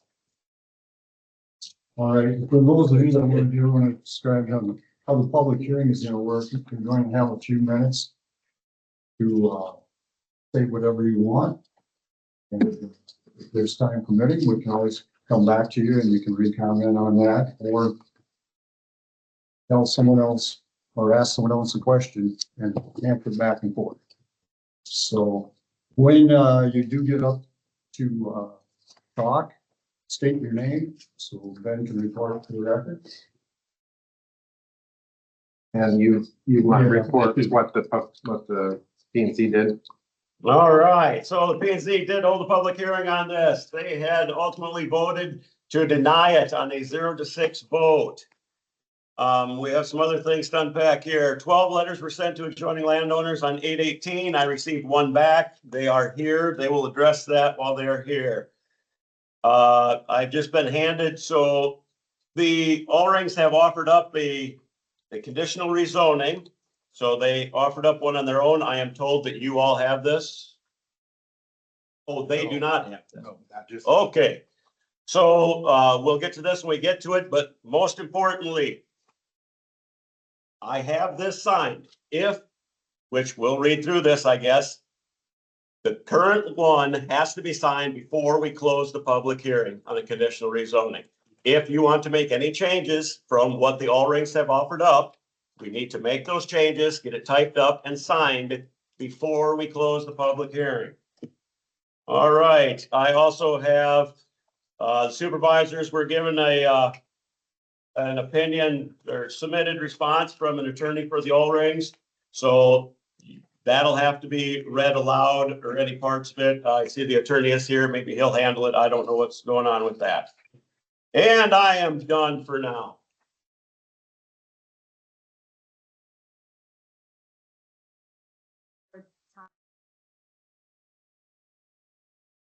Let everybody know. Or if it was in bias. Undecided. Still undecided. Biased, undecided. Totally No bias. undecided. I mean, I've had numerous people call and leave messages, emails about it, but I'm not at all affected by it one way or the other, so it's good. No, So open to that. I'm not really. All right. Anyone want to start this off? I'll open. Name? You want to read we haven't opened the public hearing, correct? No, we have. Yeah. Oh, we do. You open it. Which one? Yes, the public hearing Is open. He's open. Okay. Can you just keep your Yeah. comments You to want to 3 or 4 minutes though? Yeah. Well, this is the applicant. The applicant should be able to give a full description of what their business prospect is. I'm just gonna give the outlines, pretty much what I did, but also I have a new updated site plan. Just based off of last meeting and different complaints, something that hopefully, helps along with our conditional use for consideration. So do you have copies of the site plan? I do, I'll hand them out as soon as I'm done reading this quick brief here. So I'd like to respectfully request your consideration of our application to rezone the property located at 3185 223rd Ave from its current zoning classification of A1 to A2. Purpose of this request is to continue the use of this property as a forest products concentration yard and to better align with the newly amended zoning ordinances. The benefit of this rezoning is the inclusion of a sizable company into the county, new jobs created, and significant local investment and services provided. I believe this rezoning would be consistent with the intent of the A2 designation. This proposed change is in harmony with the surrounding land uses, as nearby properties are currently zoned to A1, and the A2 zone is designed, when possible, to be surrounded by all sides on such land. So I respectfully request that the board approve this parcel for rezoning and allow myself and my business to continue the opportunity to be a boon for Winneshiek County. Thank you. I'll pass out the new site plans. Are you keeping extra copies? Yeah, I'll need one. Okay. I've got extra copies of everything. So, if you have any questions on the, let me know. You need one? Anyone in the? From here? Do you mind passing it back?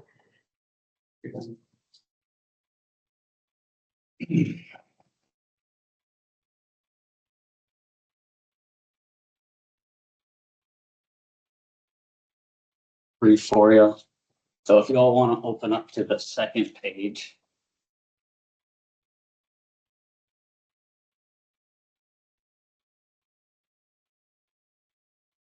The second page is off of the Beacon website. It just shows the current zoning, and how everything in the near area is all zoned currently A1.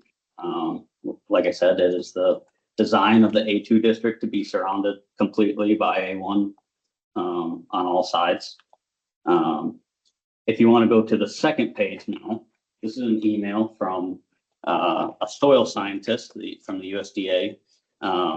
I highlighted at the bottom of your page, so you don't have to read all of it if you don't want to. But essentially said that the CSR2 value of this property is 5, which is the lowest that there is.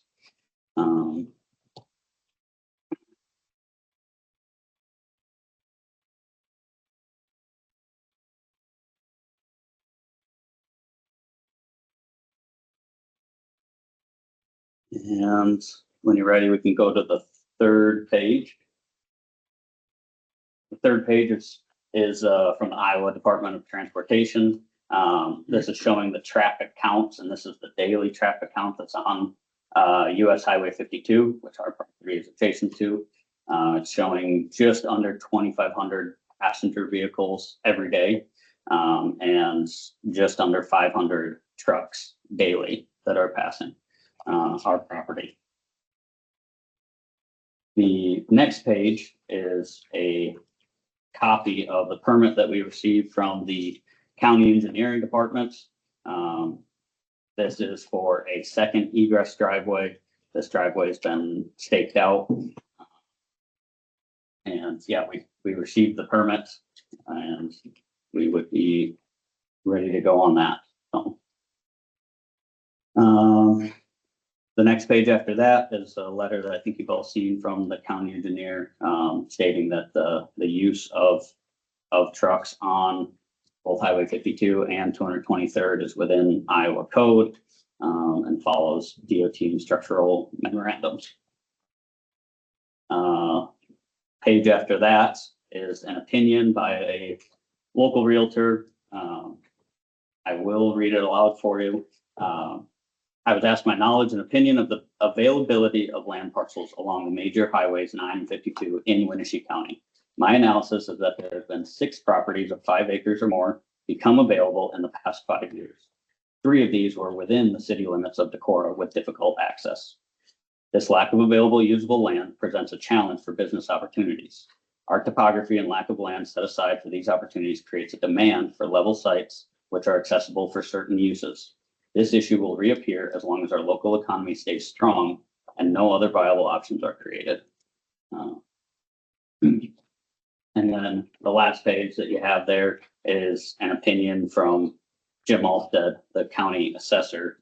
And I highlighted there that what our current property taxes are, with it being hayfield, is $196 a year, with us keeping the land bare and being zoned, or not zoned, being assessed commercial, raise it to $900 a year. And if we do the improvements that we hope to do, the property taxes annually would be assessed at about $10,000 a year. So, thank you for your consideration.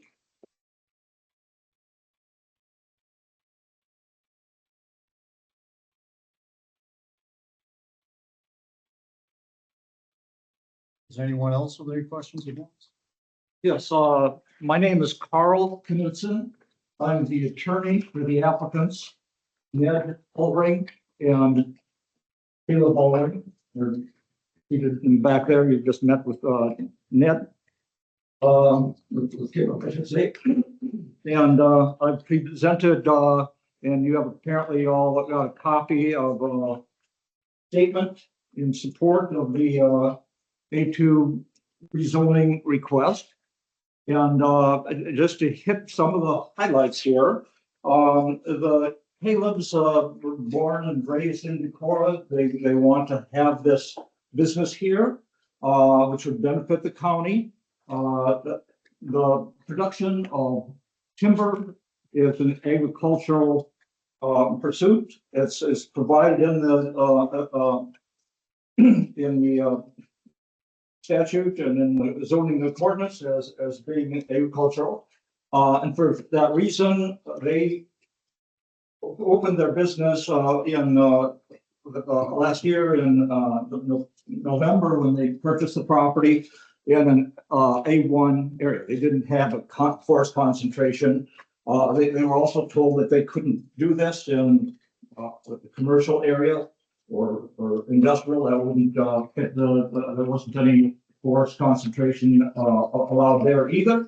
In my opinion, and I've discussed this with an earlier correspondence that resulted in dismissal of the and with withdrawal of an earlier complaint. I explained about that the A1 is appropriate and or was until the change.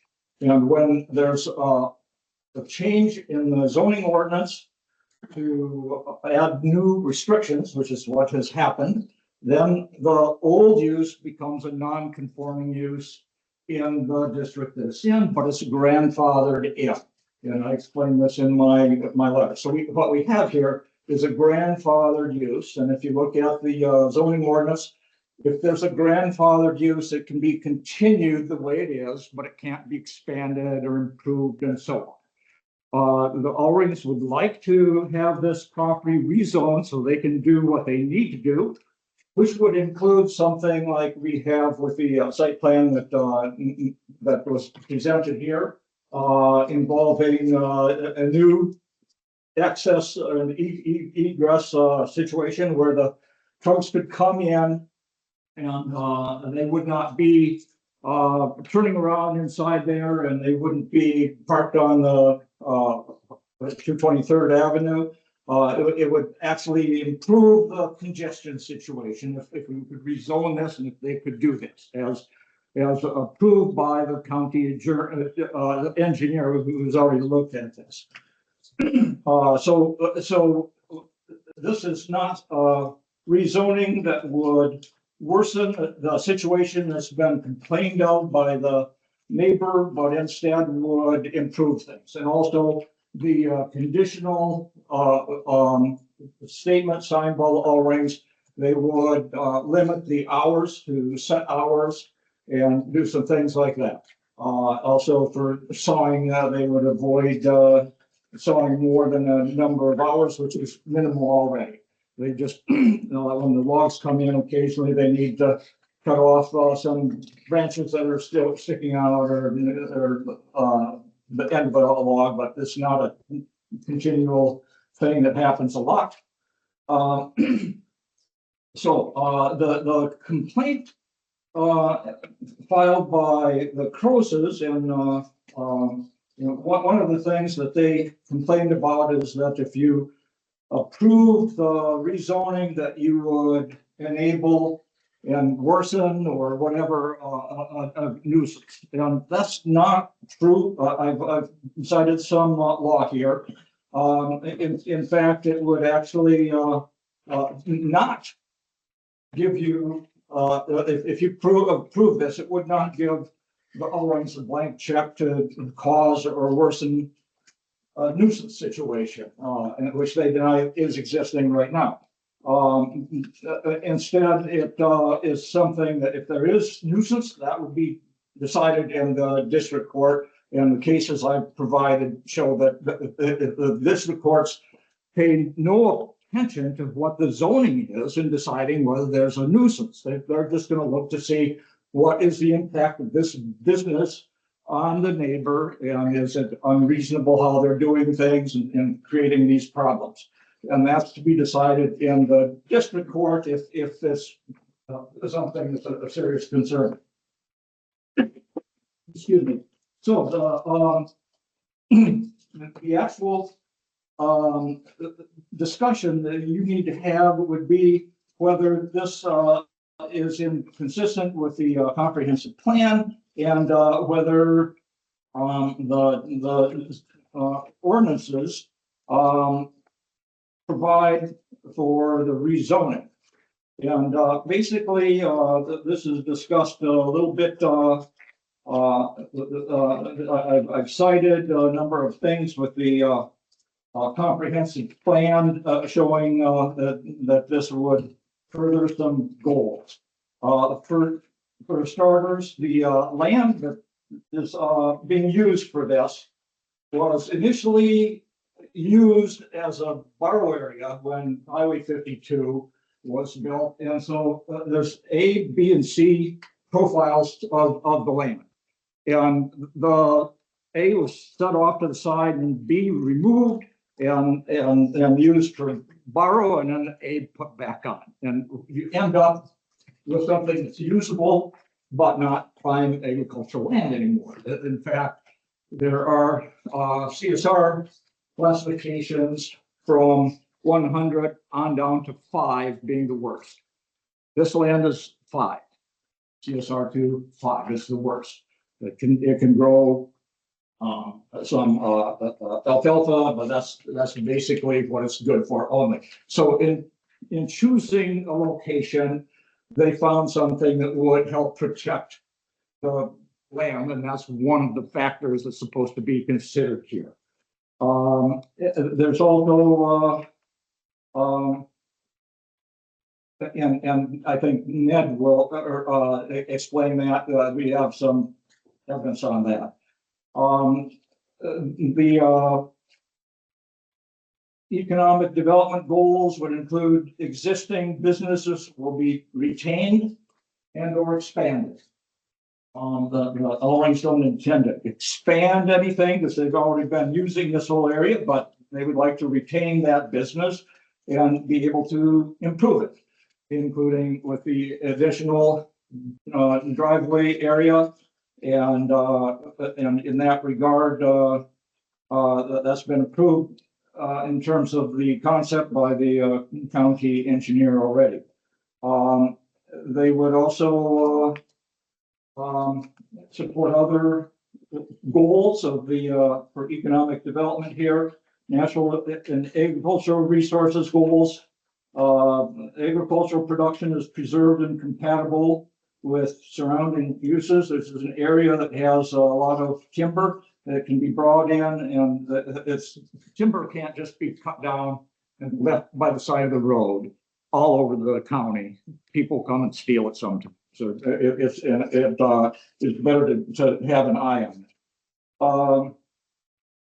Now, agricultural use includes trees and storage in the area, and farming includes the operating of such an area for one or more of the above uses, namely trees, including the necessary accessory uses or treating or storing the produce. That was in A1 already, and that's why they went there. Okay, the rezoning criteria of Iowa Code 335.7 is on pages 5 to 6 of my thing. And I'll just go through it briefly. The regulations shall be made, because this is what you should be looking at, really. Shall be made in accordance with a comprehensive plan, which this is, and designed to preserve the availability of agricultural land, Sarah 2.5, and designed to preserve the availability of agricultural land, to consider the protection of soil from wind and water erosion, and that's not a problem, to encourage efficient urban development patterns. This isn't really an urban development pattern. To lessen congestion in the street or highway, and once again, the trucks will come in and go on to the 223rd Street, and the conditions provided by the Ulrings agree that if they've got trucks, they're trying to keep the speed down. Less gravel, less hazard. It will avoid problems with the light and air. It's not affecting that. It secures safety from fire, flood, panic, and other dangers. We don't have that. To protect health and general welfare. and avoid undue concentration of population and promote the conservation of energy resources. Promote reasonable access to solar energy, that's not an issue. Facilitate adequate provision of transportation. That involves a new driveway there, water, sewage, schools, parks, and other public requirements, that's not an issue. Then the regulations shall be made with reasonable consideration, among other things, as to the character of the area of the district and the peculiar suitability of such area for particular uses. And the view on conserving the value of buildings and encouraging the most appropriate use of land throughout such county. Now, whenever there's some development, there's going to be some neighbor that doesn't like that it's nearby.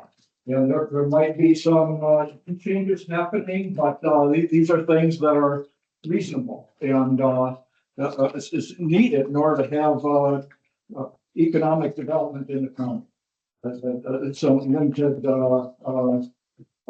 things like that are going to impact people. And here we're separated by distance. And furthermore, the property that's in the residence has got a double layer of trees growing. And with it being the prevailing winds coming from the west, they're not normally going to receive winds, and the promises, the Ulrings are saying, you know, if there's wind blowing towards the house, they're not going to be sawing, and normally they're just unloading and loading. And so with all of these things in mind, we're the Ulrings have at all points tried to abide by the law, and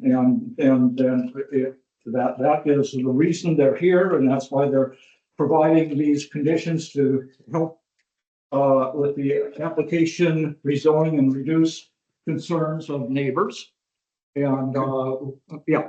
Did you read those conditions? Oh, yes. I'll wear them. Yeah.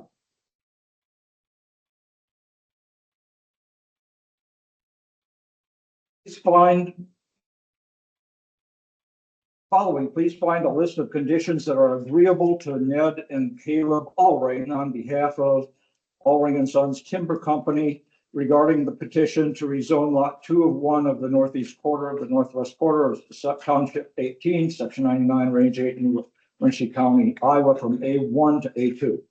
Condition 1, Ulring and Sons will install a second driveway onto 23rd Avenue. This driveway will be built pursuant to the county engineer's directions. Condition 2, Ulring and Sons will establish a private parking area on the property for semi-trucks to park while they wait to load and or unload, so that regardless of weather or other adverse conditions, they will spend minimal time on public roads as possible. Condition 3, Ulring and Sons will maintain hours of operation between 7 a.m. and 5 p.m.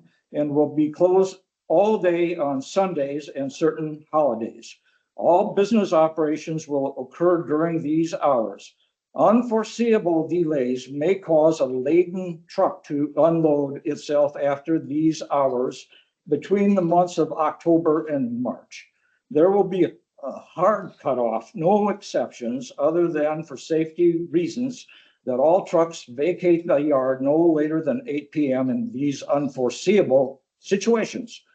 Condition 4, Ulring and Sons will do no more than 5 hours of chainsaw work per week. Condition 5, trucks owned or contracted by Ulring and Sons will maintain a 15-mile-an-hour speed limit on 23rd Avenue.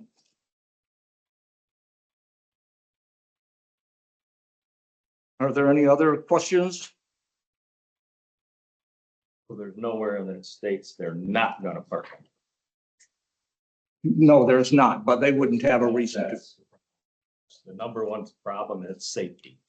You come up over that hill, there's young kids driving, there's old people. It doesn't matter who it is. You come up over the top of that hill, there's semis sitting in the road. I mean,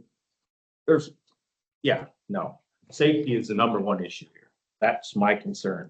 And there's nothing there that states that they will not park on the road, and that is the number one problem. It's at the crest of a hill. Well, all I can say is they've done what they could in terms of trying to ensure that people have no reason to be stopping there. I'm not gonna be sitting here and be the one they point the finger at, say, we told you this was gonna happen, and it does happen. No, no, Yeah, absolutely not. I think they've, Not parking on a crest of, over the crest of a hill. Yeah. That's, and I heard there was two abroad. There's no way around them one time. What are you gonna do then? well, that's, There's nothing saying that ain't gonna happen. if there's a grandfathered use, they would be able to continue operating. Parking two abreast over a hill, blocking both lanes of traffic. They don't want that. That's why they want to, have the A2 and have the extra area to allow trucks to drive in right away and not be, I think we got that. Yeah. Is there anyone else out there with any Sure. questions, comments? We can, let's go back. Cody Carlin, landowner in Canoe Township. So, since the time of operation, lived in this township, my, good portion of my life. Current landowner. I use the drive access of 223rd to access my farm on a daily basis. I do have some documented, photos, some issues that we obtain. As far as, travel, usage, safety concerns. And so I have dates, times, as you can see, the first one is a great example of what, Supervisor Vic just discussed. Too broad on the crest of a hill, during the school year. Cody, one clarification. Yes. This is 2025, correct? Yes, it is. Yep. Other issues, we've kind of inclined with this different times, trucks on the wrong side of the road. After I had learned that the stake was put for the proposed second driveway, I also wanted to snap a couple pictures of exiting Highway 52 to go north entrance of 223rd. Traffic doesn't exit Highway 52 at 20 miles an hour. And given the location of the proposed driveway, seems like a safety concern to myself, as there's still a crest of hill off of the farmland, as well as trees blocking visual, visual appearance there as far as trucks entering. Entering into the property. Who's to say a vehicle wouldn't rear end that? I've documented pictures of, as my family farms the farmland, as you can see, different pictures documented March 8th, March 20th. Trucks that during the midst of spring, frost boil, couldn't access the drive. And so they used our driveway and also encroached on our leased land. And the sheriff was contacted. Deputy Smith was sent out, a recommendation of bales lining the driveway to continue to keep them out, as they had encroached 3 different times, causing damage, of which we fixed ourselves. Different times, complaints that we had was logs being piled up in the ditch.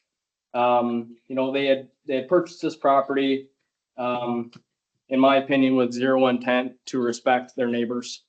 I was the previous tenant of that 5 acres. I farmed that land for 3 years. Maybe it was a borrow pit at one point in time. Poor quality land can be improved with the right fertilizer, caretaking. It was a good farmland. Sad to see that it's been rock scattered, and it likely will take a lot of work to be improved to be farmland again, if it ever gets to that point. As a young parent, with hopes to move out to this area at some point. If I give my kids the task of going up to our farmland, and this is what we're gonna encounter, there's nothing in their proposed site that enforces that they're gonna be sawing for 5 hours a day. They're not gonna use the roadway, they're not gonna encroach and block the roadway. There's no one that's gonna enforce that other than what I can say is the residents here, stating their concerns, our issues. They've been operating out of this site without proper zoning, and they're here today to make conditions because we've spoken up. One question, Cody, is that your driveway or their driveway? That is our driveway. This is your driveway. Correct. If you go to the following page, you'll see the encroachment in on the farmland. Oh, previous. There you go. That is the property line right there. So Would you agree that if they do this driveway, entrance, exit, and a parking area for trucking, there would be no encroachment on other land? I can't say that because with that drive during the midst of spring frost boil, is that gonna be are conditions gonna allow for trucks to get down in there and to get out safely? Or is that gonna cause more damage as they're tugging on trucks to get them out of that property and back onto the roadway? Is that gonna cause more issues? Is that gonna cause further safety concerns? Given the first driveway close to a Highway 52 intersection, I would say it looks further away on that mapping than it does in person. And if you went out there and actually viewed the property, you'll know exactly what I'm talking about as far as encroachment, or I should say, as far as entering north onto 23rd coming off of Highway 52. There's not a lot of time of reaction in order to, if a semi is pulling into that driveway, the semi doesn't pull in and out as quickly as a vehicle. So if there's traffic coming off of that highway, entering to 23rd, if it doesn't have proper allowance, proper time to stop, I myself am hauling livestock with a trailer and truck. I need proper time to slow and stop. And if I can't see a semi entering that driveway and there's a trailer 50 foot hanging out into the roadway, that's a concern of mine. Now I get that they've had that approved to the county board or the county engineer. But did he go out and look at the property? I don't know. I guess it's not for me to decide, just as if the opinion of the quality of farmland was an opinion by an individual. The county assessor site rates at a higher CSR. So. Entrance here, always there, that driveway? They've continued to add rock to try to make it wider. But what it's done is made it steeper. I don't know if proper culverts have been instilled as they've continued to dump gravel into the ditch. I have no idea. So, yeah, issues I have, I guess, so. It looks like Neil Sass, Area Resource Soil Scientist, Iowa NRCS. Who did the new survey on the CSR2 rating. Okay. And Cody, the assessor does not do CSR ratings. Right. I spoke with Jim already. I wanted to know what Austin. that question. He said, no, they do not. Okay. So if we compare the county assessor's CSR2 ratings compared to a geographic, like a surety map, something like that, you don't think it would be very comparable? The number that is up there was not determined by the county assessor. Okay. Whether it's in the GIS system or whichever it's generated elsewhere, that's his statement. Okay. I guess we were here first. We had a nice peaceful neighborhood. Now we have an eyesore to look at. Neighbors that have proven to be unneighborly. And what I would say is if there's any consideration of approving this, I would encourage any one of you to buy a property next to it and have to deal with the things that we've dealt with. If you would like it next to your property, your home, where your kids travel, your grandkids, whatever that may be, here you go. I mean, this first picture, you got them both addressed, but even if there's just one sitting on the right-hand side, you still got to go around him to get down the gravel road, and it's right at the crest of a hill. I mean, it's just it's an accident waiting to happen. It ain't if it's gonna happen, it's when it's gonna happen. Let's give, anyone else? I'm Shelley Garland. I live close to that property, 3164 Highway 52. Just so you know, that picture of that is a weekday at 4 p.m. when buses, kids are moving. It's just safety is number one, and that's all there is to it. There's too many concerns. Thank you. Caleb or Ned, how often does this happen? Doesn't matter. I go around double park things in this county on gravel roads all the time. We live in a rural ag community. You have to slow down and go around things all the time. How often does this happen? There.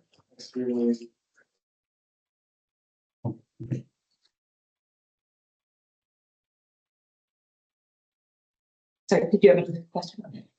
Hello, my name is Sarah Franklin Prost. My husband and I and our 5 children live at 3192 US Highway 52, which is directly adjacent to the property that the Ulrings are wanting to rezone. I'm gonna pass.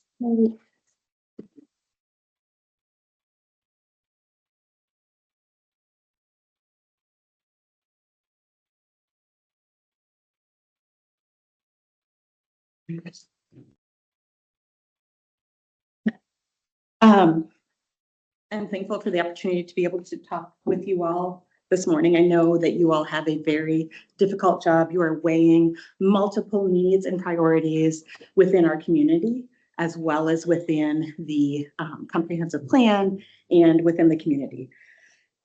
So thank you. I recognize that this is a big task and you are thinking of the long-term health of our county.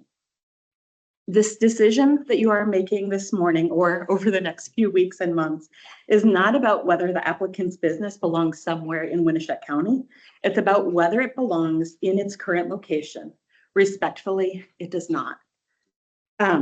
We bought our home in the fall of 2021 because we wanted a quiet, rural place to live, to raise our 5 children, for them to grow up. A place that was in contrast to a suburban life in Chicago before and more similar to where my husband and I both grew up. In late 2024, an industrial forest products concentration yard began operating near our home without proper zoning approval. Despite county direction to wait and being told that their type of business would be likely placed in A2, this business purchased this land that was zoned A1 and started anyway. Since then, our home rumbles from semi-truck engines running up to 13 hours a day. We can breathe diesel fumes depending on the direction of the wind. We can see sawdust in the air. We can see the heavy truck traffic on roads which were not designed for this heavy use. We've also seen multiple trucks parked for hours on both sides of Highway 52 and 223rd Avenue. We've observed this potential safety hazard and also seeing how much trouble a school bus had in being able to see the traffic on Highway 52 as they were attempting to turn on that road. That's extra near and dear to my heart because my children ride that bus and I know our neighbors do as well. And part of this is wanting to ensure that it is a safe place for our community. We have also been told that this business wants to operate here because they want to be closer to where most of the logs are sourced. The website of the Northern Timber Company clearly states, Northern Timber Company purchases and contracts timber over 9 different states. This helps us stay up to date on domestic hardwood markets, maintain business relationships with thousands of landowners all over the Midwest.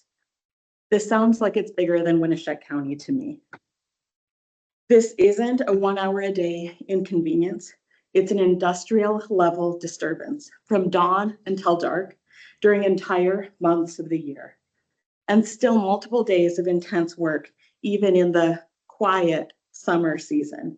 Iowa law says that no neighbor should have to endure that in their home. This is a busy and loud operation that is currently operating out of compliance and causing significant nuisance to us in our residential dwelling. Iowa law is clear. Rezoning cannot authorize a nuisance. We have priority of location, having lived here for 3 years before this industrial activity started, and courts have consistently protected neighbors in situations like these.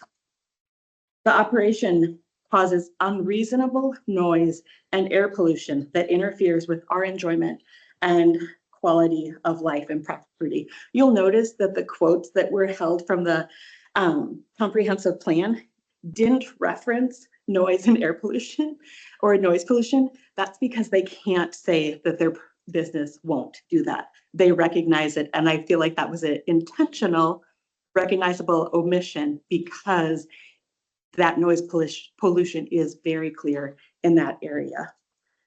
We're not against this business, only that it operates in an appropriate location designed for and able to accommodate this level of industrial activity. I'll also say, I know as someone who's newer to Winneshiek County, I've been in this area 5.5 years. One of the first things that people told me when I moved here was, well, yeah, you can look at the listings online, but actually real estate in Winneshiek County happens by word of mouth. And so I'm the type of person where if I know somebody's looking for something, I'll advocate and talk to people on their behalf. And so to say that we're only looking at what's available based on public listings and what's been sold, I think is a limited view of how I've seen and experienced real estate in Winneshiek County. This decision is not just about one property. If the board allows this rezoning here because of pressure, it becomes much harder to say no the next time. And we heard about that in the previous conversation as well. I ask you to stand by the comprehensive plan and make sure that the rules apply equally to everyone. Granting this rezoning would create a permanent incompatible use that degrades property values, harms quality of life, and sets a dangerous precedent. Thank you for your time and service. And the second page was just a few supporting potential legal cases where zoning and nuisance have been represented in the state of Iowa.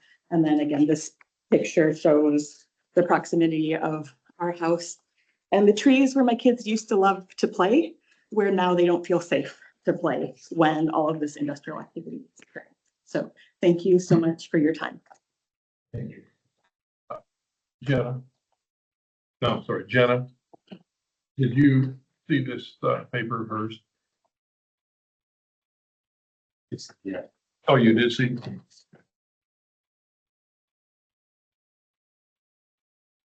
Anyone else? Do you have copies of this?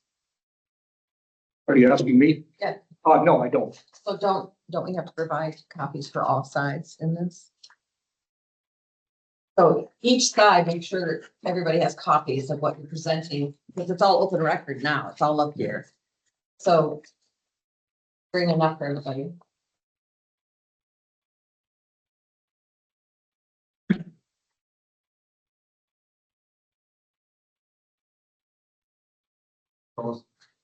I have extra copies of this if you want. This is like a lot of statement that I sent out evening.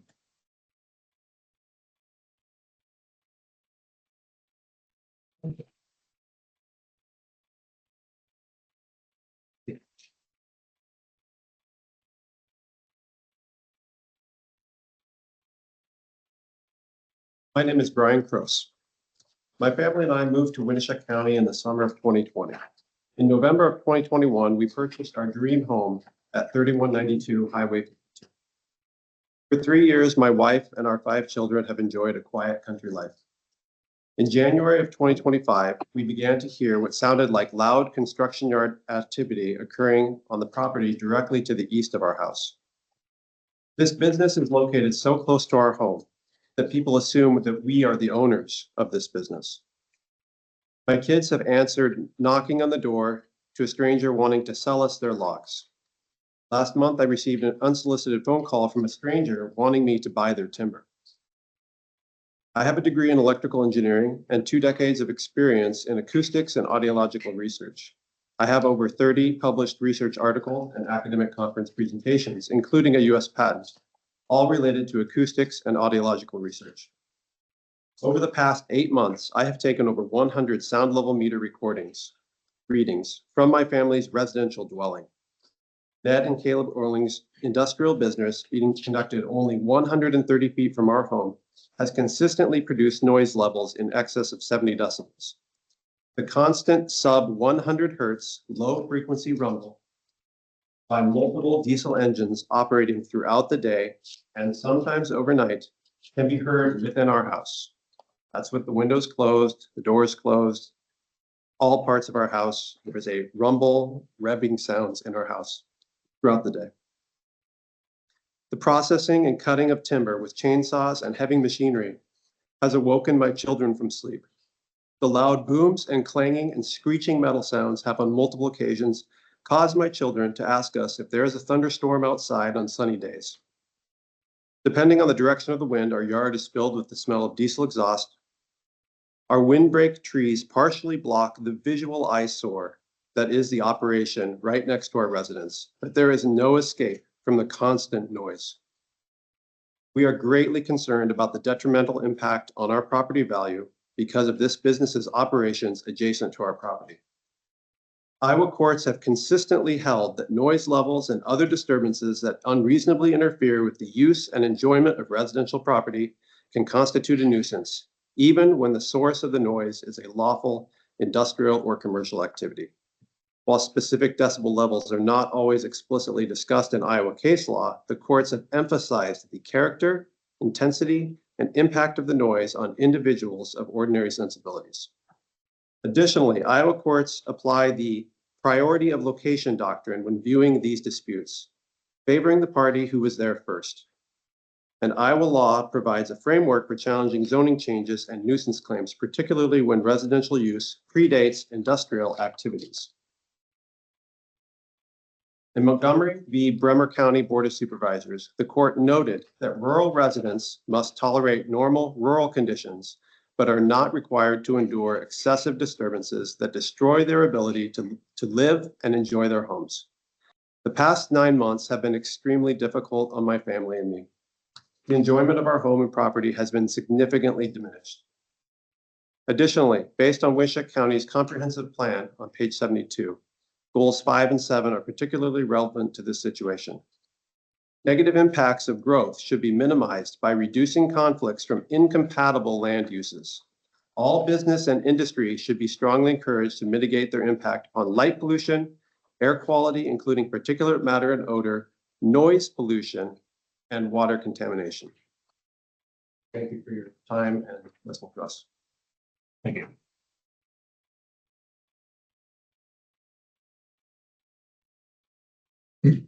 Anyone else? Doug T. Scudder. My family's been in this county for generations. I'm a resident of 223rd Avenue. My biggest concern is safety. I've encountered trucks blocking the roadway more than 2 to 3 times a week. And not just 2 trucks. One time I encountered 2 trucks in the northbound lane, 2 trucks in the southbound lane, and no one's in a hurry to move. I've got commerce, I've got business to do just as much as these guys do. I've encountered commercial trucks, I'll say on Highway 52 on the shoulder, the driver's out urinating on the other side of the trailer. I mean, so we're gonna need to put public restrooms here.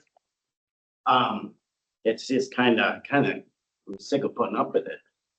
We have truck traffic in the fall, but those guys are courteous, slow and grain, they'll get out of your way. We always got plenty of room to get around them.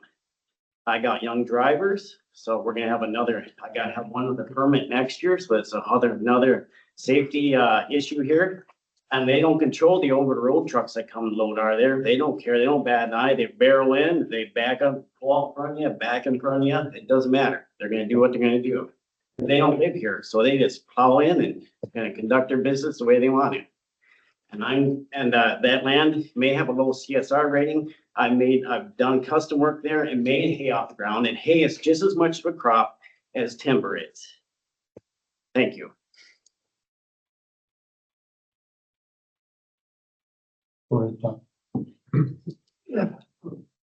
Hey, Thomas Hanson. You know, I had to say something at one of these meetings. And I don't really have any dog in this fight. I'm just listening here to these people. I don't know, how the Ulrings have operated out there and they've been good neighbors or not. But a lot of the complaints that I've been hearing, we see the same thing with hog confinement buildings, cattle confinement buildings, block quarries, now with windmills, with solar fields. Stuff changes in the country all the time. And we adapt to it, we learn from it. It sounds like they've learned from complaints that they've been getting and that they're wanting to do this rezoning. If this is one thing they can do, it looks like they're trying to mitigate all of the complaints that they have against them. One thing that I would maybe suggest if there's a problem with dust along this road, that they'd be required to put some kind of dust mitigation on the road as part of the requirements to keep the dust down. It looks like they put in some trees, like the hog confinement buildings have been doing now and trying to hide things. But just for what it's worth, it looks like they've heard the complaints. They're trying to do something. Like I said, this is just something we've been dealing with out in this county for at least 3 decades that I know. Thank you. Just want to add, like the master matrix prevents hog confinements and confinement buildings from being so many feet from a residence. So 1,250 is the minimum. Right. So you're 100. Windmills have noise requirements for residences and we can't, they're way above those levels. And that's what I'm saying about how we change and adapt things to the complaints that we get on these operations everywhere. I'd like to respond to some things that people have said here. I printed off some pictures, but I also have aerial sites of, and similar properties around Iowa. I've got one for everyone. We'll just do one at a time here, but these are similar sites, much larger than ours. You can see where they're located. I did a 1,250 foot per mile from all of these. So you can see how far of a distance they are and where they're located. And if you notice, most of these are located in or adjacent to towns, surrounded by other sites, surrounded by houses, and close to things.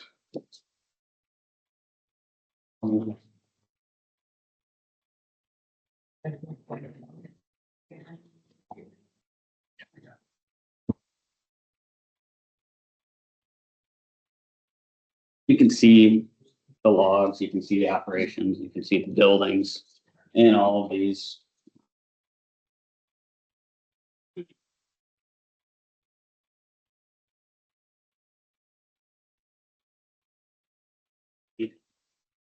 Sure, once are done, you can just keep one or whatever.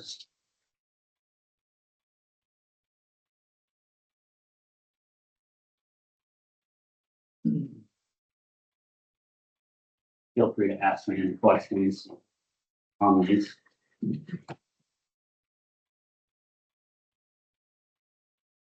know what I'm looking for now. What's that? The pictures you're handing out, what are you want? I didn't look at the zoning, I'm only looking at the,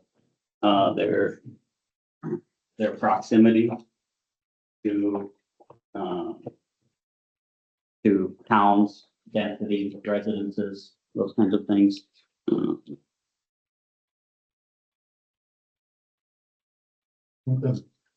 Restrictions on there. Adding more restrictions like dust control, restrooms. Yeah, and we would plan on having restrooms in the building to help to, so it helps the build. Would you have sewer and water then, is that? Ideally, yes. Yes, the plan or is? That would be the plan, yes. Have you gotten a information whether you can put in septic system? We haven't looked into. Okay. Haven't looked into that. Previous people look at that at all. Our kids can read people urinating. Yeah, I can see where that would definitely be a problem. So Mark Bald had asked if anybody's checked this ground for septic, and actually, we did have a rezoning where this property, somebody was going to build residence on there. The application was withdrawn, obviously, but, they did the perk test on that. And in the center, probably everything from the southern part of the property did not perk. But up on the northern part of the property, they did get the ground to perk, which the perk is the percolation qualities of the soil to install a septic system. And that was Christopher's who did that. Up where, so I don't know exactly how far north they were, but they were like way up on the northern edge of what is labeled as a truck parking area. Anyone interested in it, Ben Christopher Construction did the perk. A drain field. No. No. A lot of stuff. No. The last one I'm handing you here is our lot showing the 1,250 feet. And obviously the major difference between all of these and the ones that I handed you just before that is that there's not 1,000 houses surrounding all of them. This would be one of the least dense forest concentration yards in the state. I didn't look at zoning. That's a big issue too, where they go. I didn't look at zoning, I'm just talking about density of houses. I would think. You can ignore that. Commercial is a classification for mixed. And this lot is commercial or assessed. This one is assessed commercial, yes. Are they all located on the crest of a hill? You try to pick that too, or what? I mean, that's the number one state. I only have one of these pictures, but you're welcome to pass them around afterwards. Just back to Tony, I guess, afterwards. That's the driveway that was, that you're seeing pictures of that was destroyed. We put, every time we have trucks, we put cones out. There's the pro for the soil. Part of the problem you had with the driveway across the road there, that's because the one driveway was. Is that? No, because it was directly across, and so unfortunately, truckers who were coming for the first time, because it wasn't the yard, were using that to pull in to then back down our driveway. Yeah. Yeah, which our loop driveway would fix all of that. We have no want to use anyone else's driveway, so. These are 3 photos of the firewood cutoffs. This is all of the, that's all the chainsawing that we do, all the logs that you see, all the pictures you see, there's lots, you know, both myself and complainants have showed you pictures, and I'm sure you've seen pictures of the logs that are out there. Those are the piles of firewood that we've done after one season. Don't pass this around. This is where a truck would be located on our, according to our new site plan, and where the loading, unloading would go. Located about 50 feet from our property line, less than 100 feet from 223rd. There's another view of it. You can see I don't see the crest of hill, but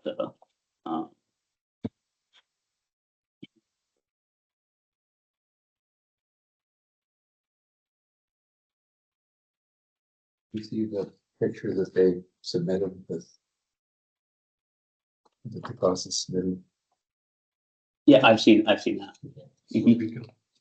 And your mediations would take care of what, as far as on the map here? As far as So their house and Yep. the setback you're proposing. right now, the loading is on this deck right here. The loading and unloading is there. Trucks are facing towards and away from the house there, which is less than ideal. In the new site plan, they turn in here and then turn down towards the highway. So. How much of the sorting area would be buffers? Well, in the new site plan, this would be a half-acre buffer zone, and so it'd be 50 feet from the property line on the top, cutting all the way down, and then it would be a straight line down here, Pretty much. and it would be grown up and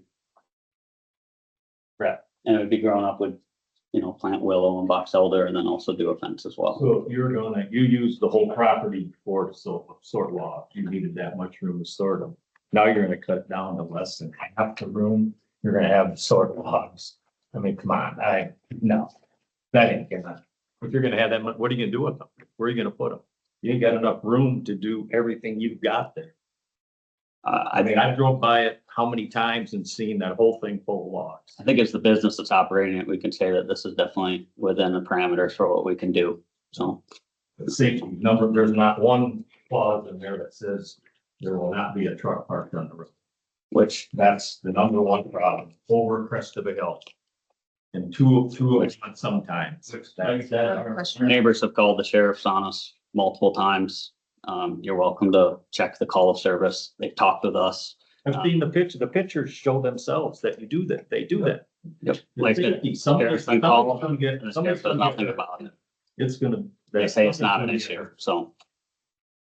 Oh, I'd like to hear. Yeah, the conditions about trucks parking on the road could be added to the, conditions, prohibitions, at least the trucks that you're controlling, either by contracting or owning. Is that mainly what you're seeing come in? It's really not a zoning issue. It's a basic driver's ed issue and an issue for sheriffs, which, like I said, we have plenty of eyes that are on us day and night. So, there's, yeah. Have the sheriff's office cited anything? No.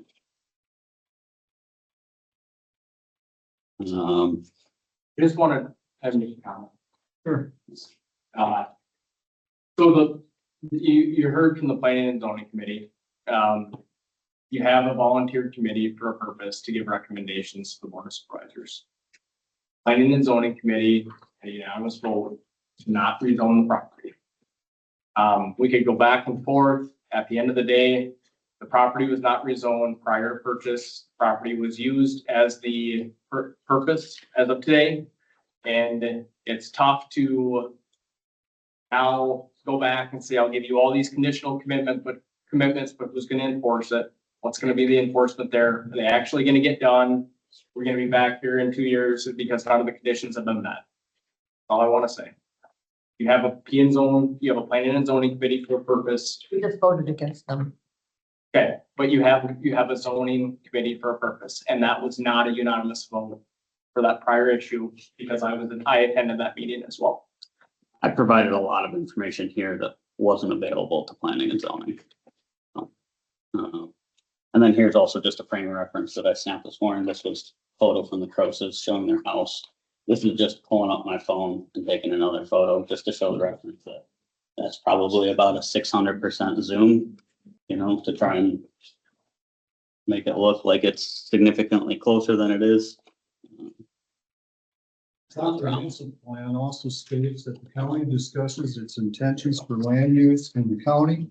The plan states that Winneshiek County expects changes to the current land use to occur near existing communities and possibly along major roadways such as Highway 52, 9, and 150. That's straight out of the comprehensive plan. And then lastly, I'll just pass around. So you would say that's, this change would be in accordance or in supported by the. In my viewpoint, yes. And then lastly, I was only able to find 8 properties that are zoned currently A2 in the whole county. I made prints of them. You're welcome to look at them. Most of them are farmer co-ops. You're welcome to look at them. Most of them are closer adjacent to cities, towns, Washington, Fort Atkinson. I just have one. I just have one of each. You can pass them around.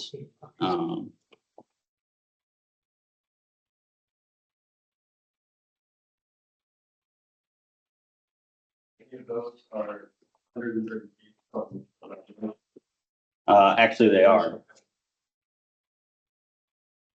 Owned by other owners or owned by the individual? Found one, there's a Both. farmer who owns both the A2 property and the A1 property. And you can see that there's a clear demand for A2 property. And the size of parcel also fits in with the size of parcel that we're looking at. The average parcel of the A2 properties already in Winneshiek County are about 5 acres. That's what we're looking at.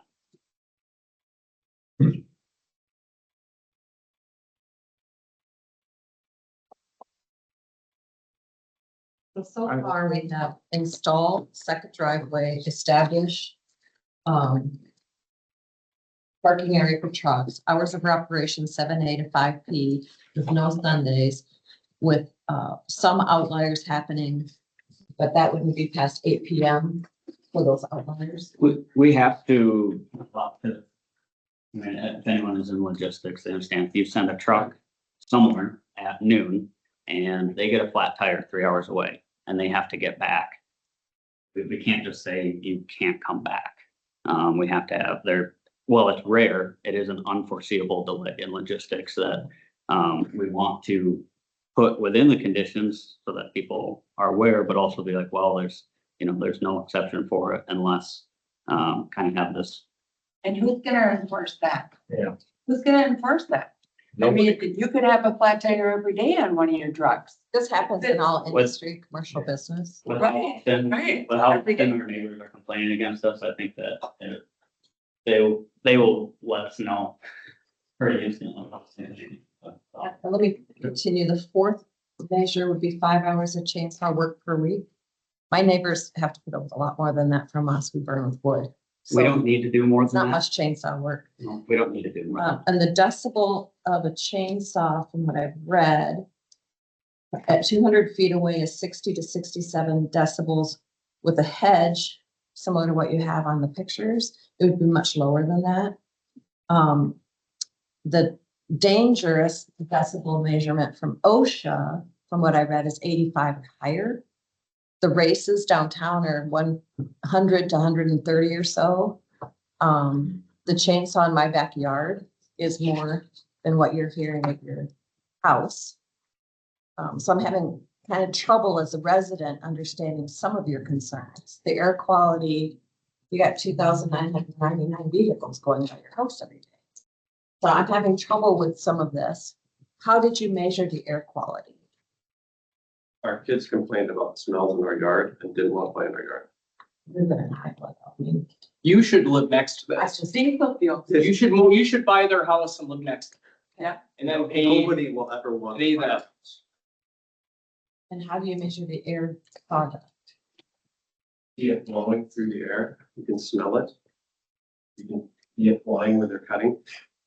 Ours does. The chainsaw noise you're talking about is a different level than what a majority of their activity is there, which is all this heavy machinery, the trucks, the construction equipment that they're constantly driving around. These diesel engines produce very low frequency sounds. They're not block factories. And you measured it at 75? I measured into the 80s. It's consistently above 70 decibels. This is at our house, not even on the edge of our property. So if you go to the edge of our property, it's louder. And it's consistent throughout the day. This isn't a truck going by on the highway where it passes by our house for 15 seconds, it's gone. This is there all the time. And they're talking about now having that truck parking area. They're going to be bringing more trucks onto the property, which I know might alleviate some of the other issues that they're talking about. It's going to bring more noise to our property, like not less. It's going to be more. This plan increased truck frequency? Because the trucks still kind of two different. Oh, yeah, I understand.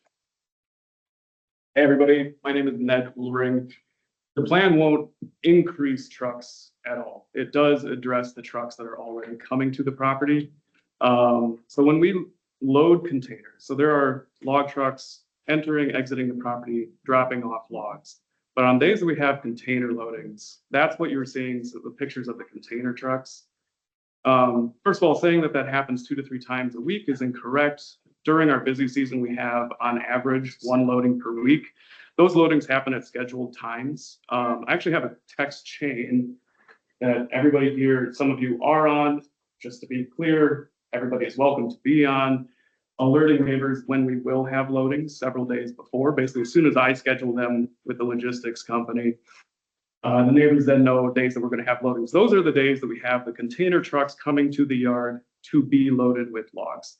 Our site plan addresses a lot of the issues that people have brought up regarding those trucks. And as to your question, Shirley, of whether it would increase the number of trucks, no, it just accommodates the trucks that are already coming. So the trucks come on a preordained schedule. They're scheduled usually an hour apart. So when we load a truck, it takes 45 to 60 minutes. And sometimes the reason why there might be overlap is if a truck shows up early, or maybe say we got delayed during the loading. So it's not like the truck parking area is going to be always filled with trucks. And when they're in there, I mean, they're not likely to be idling their engines. It's just a place to, like, if there's a truck that shows up early, to not have to wait at the co-op up the road, or say park on Highway 52, even if they do so legally, pulled over with their flashers on, whatever. The goal is actually to get all trucks off of the road, to get them off of 223rd as quickly and efficiently as possible, as well as Highway 52. So no, it won't add truck traffic, but as you can see on our site plan, it just does far better accommodate the truck traffic that is already coming into the property. On your busiest day and your busiest month, how many trucks a day? 7 A to 5 P. Our busiest day and our busiest month, it would be, I would guess 7. Because most of our container loadings happen in batches of 5. And then in addition to that, we may have 1 or 2 trucks coming in and dropping off logs. Dropping off logs is much faster. That takes about 15 to 20 minutes for a truck to unload itself, because they have self-unloading grapples on the trucks. So. And how many of those per week do you have during your busy season? Total truck traffic per week, but I think 20 to 30. Between containers and. Yeah, between containers and trucks coming into the yards, drop. Well, we only have 5 loadings a week, so. And that's during peak season? That's during peak season. So this time of year, there's none. We've had 1 load of logs dropped off in the yard in the last month. And that was just dropped off. So I can go back and look. I have the text chain showing days that we've had loadings in the last, 3 months. It's a handful. What is the county attorney, what's the legal ruling on the grandfathering? That's what I was actually just gonna ask. That's what I was gonna ask. Janet, you know? In regard to grandfathering, I have a long discussion on that. I also do have correspondence from back then. It's my opinion, that's kind of old history, but I could provide that if anybody's interested in it. I've got, for example, a letter that I sent on March 3rd. Jenna. I want to ask you now, I saw what you wrote in here. Yeah. I saw that it says the county overruled in the past, and that's past history. I'm asking both of you to weigh in. Are we legally under a grandfathering situation right now? I did not discuss that with Andy, so I'm not prepared to make an answer. But Andy did discuss it with you after you sent a letter. No, I believe that is a situation because the threat of a Board of Adjustment hearing within 30 days, which was supposed to happen if you have a violation, that was withdrawn, and they've been allowed to operate. And I think that also my letter to the county attorney's office adequately explained why A1 was the only area that they could go to. And if you go to A1, you didn't need permission under A1.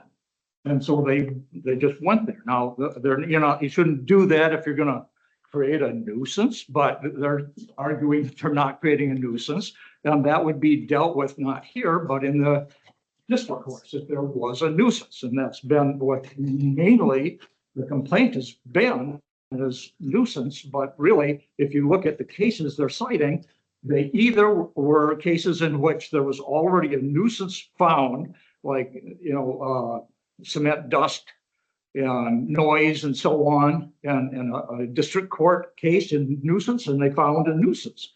And during that nuisance decision, which went up on appeal, the party causing the nuisance said, oh, we can't be sued for that because of the zoning. We're in an industrial or commercial area. And the Supreme Court said, doesn't matter. We don't care what the zoning is. We just care whether you're causing a nuisance. And therefore, they said that you can't, by rezoning it, you can't allow the nuisance, which was, and they said it's not relevant, the zoning. It's just whether there was a nuisance being created by, everything that you look at for classical nuisance law. And so all of these cases were cases where there had been trial and evidence presented saying, yeah, there was a nuisance. It wasn't just, there might be a nuisance, or we think there's a nuisance. It was a trial and a judge finding nuisance and saying that the zoning was irrelevant to that decision. Now, the only exception was one of the cases was somebody was asking to rezone and said there might be a nuisance created by this. And that went up on Supreme Court, and they said that's not a factor here. You're looking at these other things you're supposed to look at. And if there's a nuisance created, that's going to have to be dealt with elsewhere. That's not your job to prevent a nuisance by forbidding zoning or whatever. In question, he presented this in Montgomery versus Bremer County. Yeah. Where Supervisor Court noted rural residents must tolerate normal rural conditions, but are not required to under excessive disturbances that destroy their ability to live and enjoy their homes. Mm-hmm. A log concentration yard is a normal rural condition. This would be our argument that that the way that they're conducting and will be conducting this is a normal condition in the rural area that they're in. It's a change. It might be an eyesore, as they've complained. There might be some noise, as would be the case if there was a windmill or whatever. But it's not a factor preventing the rezoning. And in that Montgomery case, the court allowed the rezoning to take place despite that and a number of other arguments, including spot zoning and things like that. So skid loader storing logs is just a normal rural condition. They apparently assumed that because the complainant who said it shouldn't have been rezoned lost in Supreme Court after an appeal of that on certiorari. You made reference to they opened this business because it fit with A1. Yes. And what? So the question that came up earlier in our first go around, is it a grain elevator or a grain storage bin? This type of equated to. Are they producing all of the logs themselves on their property and storing them to be sorted? No, of course not. They're being brought into the concentration area. So does that fit in with if a farmer wanted to start an elevator on his property, would he have to have a zone? If he wanted, this isn't sure. Yeah, because they're bonded, they're buying and selling, just So like a grain. so it really didn't fit with what their business. No, I did think not we've determined fit. that. Well, I mean, but he's saying it fit. He said At the time, because there wasn't. At the time, they do zoned at the time. We just went through an ordinance change to A2 to allow for this if they could get the rezoning to A2. It was kind of That's correct. So it did play. an interesting moving of the goalposts in the middle of the game. when it was area was A1, there wasn't anything saying put this type of an operation in, for example, this place or the other place, and the only area, and I know because I was county attorney when we adopted zoning, the A1 was the default area where you could do things without a permission and so on and so forth. And this is an agricultural use. And as pointed out in my letter, and I'll maybe leave that here if anybody wants, but that would include the type of generally work that was being done here. They were not sawing or processing the logs. They were using these as a place to store them and to ship them on. And what we have here is really something that would have been considered an agricultural operation at the time.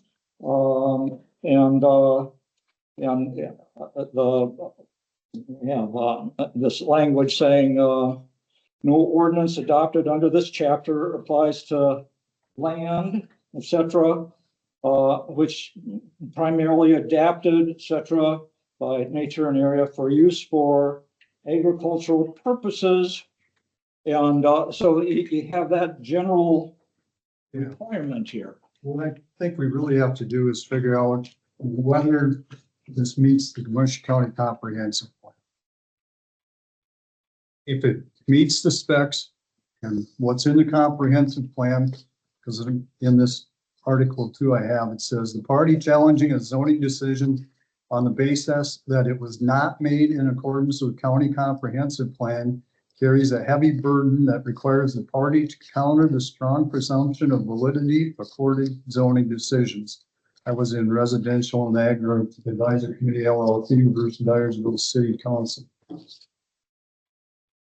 And go back up to the top of the page. Winneshiek County expects changes to the current land use to occur near existing commodities or communities and possibly along major roadways such as Highway 52, 9, and 150. There's some parts there. CSR rating, of course, that comes into play usually, but in this point, obviously, the CSR rating was never upgraded. Yeah, we have the open question of grandfathering also that is probably pertinent. He began the operation under the A1 zoning. We changed the A and added A2 zoning. How do we properly handle that? But under A2, we can do conditional use. We can ask them to make the changes they've offered. We can add dust mitigation measures and treat more trees between the two. We can't do that if we leave it in A1 and they're grandfathered in. So there's a lot unanswered here, but there's also not the danger, but commercial business operating in A1. I guess I go back to, you say it was legal to start, but if they were, if somebody just started operating a grain elevator on their farm. That would not be a grandfathered use if they were required when they started it to get some kind of permit that they didn't get. Isn't that? But when you're illegally starting a business. I'm going to have to interject. So I do not agree with Mr. Knutson at all that this was legally started in A1. Okay, so our zoning ordinance, and this is the ordinance that was in effect at the time. Permitted uses of land or buildings as hereinafter listed shall be permitted in the districts indicated under the conditions specified. No building or land shall be devoted to any other use than a permitted hereunder in the zoning district in which such building or structure is located.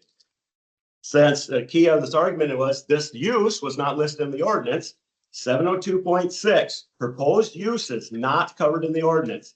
Any proposed use not covered in this ordinance as a permitted use, special exception, or conditional use shall be referred to the commission for recommendation as to the proper district in which such use should be permitted, and the ordinance amended as provided in section 504.2 before a permit is issued for such proposed use. The Ulrings, Caleb in particular, came to me with this use. We discussed this. We went to the Planning and Zoning Commission as the ordinance requires. The Planning and Zoning Commission says, yes, we would like to put this in A2. We would go ahead and make that ordinance change. A large lag in time came by because we were working on many ordinance changes at that time. Now, my opinion on this is that this was not a legally established use before the ordinance amendment. Therefore, this use is not a legal non-conforming use and is not grandfathered in. And if I could respond to that, would you agree then that at the time that they came, there was no district anywhere in the county where they could cite their type of operation? That is the reason why they came, because the But ordinance you required us to come to get that ordinance amendment You done. would agree that your position was they couldn't go to commercial, industrial, or any other place, right? Correct. If it's non-fitting business, it doesn't mean that you can just start the business. Yeah, on the other hand, if it's something that would be agricultural, it would, we also have some language in the ordinance saying that you can't just say not allowed anywhere. I mean, obviously, if it was something completely illegal, like, selling illegal drugs or something like that, but this is a legal use, so it needs to be allowed somewhere. Here's. Have to go through the proper channel. Yeah.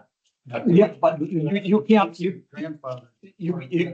but they started it because they were limited only to A1 because they were told they couldn't go. You can't just say, we're not gonna allow you to do business here until we get around to it and decide you're gonna allow it. Yeah, you can't just start, no. It would be similar to if somebody wants to start a strip mine out here, they don't have to start digging a hole. Well, They're gonna have to go through lots of permitting.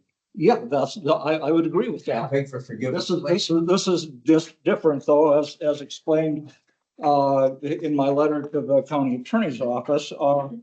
Here's the introduction to the zoning ordinance. Zoning should not be adopted for the singular purpose of keeping certain uses out of a county, but rather utilized to provide a proper place for all uses. I really don't think, I mean, under the construction that you can't do it until they do something, they could say, well, we're not gonna do anything for years.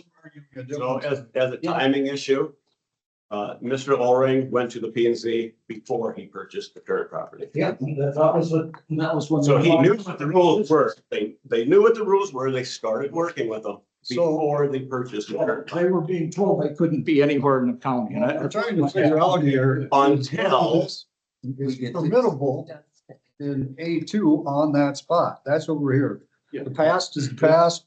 I'm not gonna debate whether it was right or wrong. But my personal opinion is it's not grandfathered. That is my opinion. That's obviously Tony's opinion. What we are here to do is to figure out if we are going to let this let this become that lot. I think it definitely needs restrictions on it. Does it meet the comprehensive plan? Yeah. That's the most important part of this whole rezoning. Pages 70 to 73, goal 2, encourage and promote natural resource-based activities and industries, agriculture, mining, tourism, forestry that are consistent with natural resource goals. Encourage public and private efforts to develop commercial, industrial, and agricultural sites. Encourage commercial, industrial, and agricultural development and locate in concentrations that promote the most efficient use of land. The great use of this land if the CSR2 rating is now 5, as assessed by somebody from NRCS who does that for a living. It's keeping families in this county. It's keeping commerce in this county.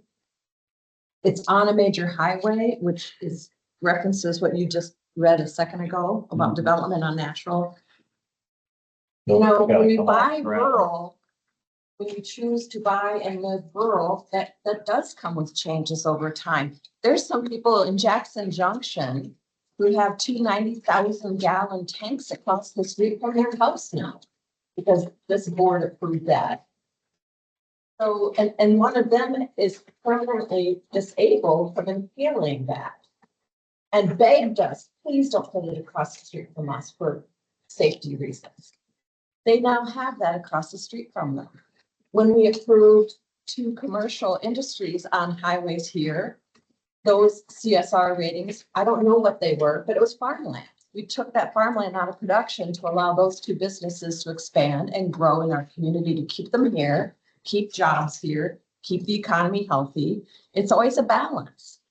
And if this little corner on 52 and 223rd, the sheriff's been called out, and there's been no citations issued. Is that correct?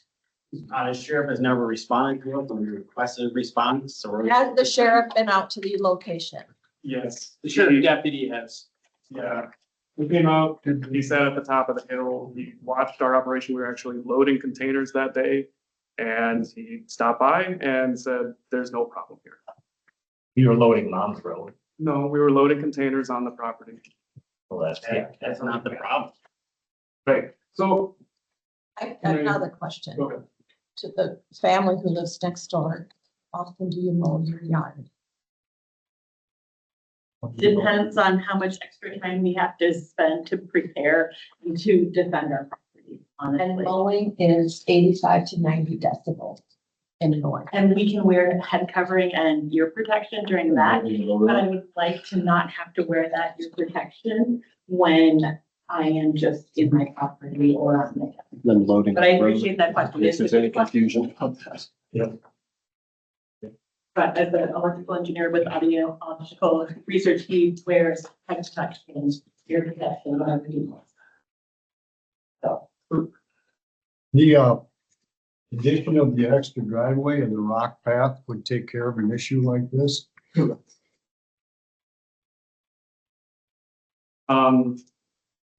I make a statement? Yeah. Okay.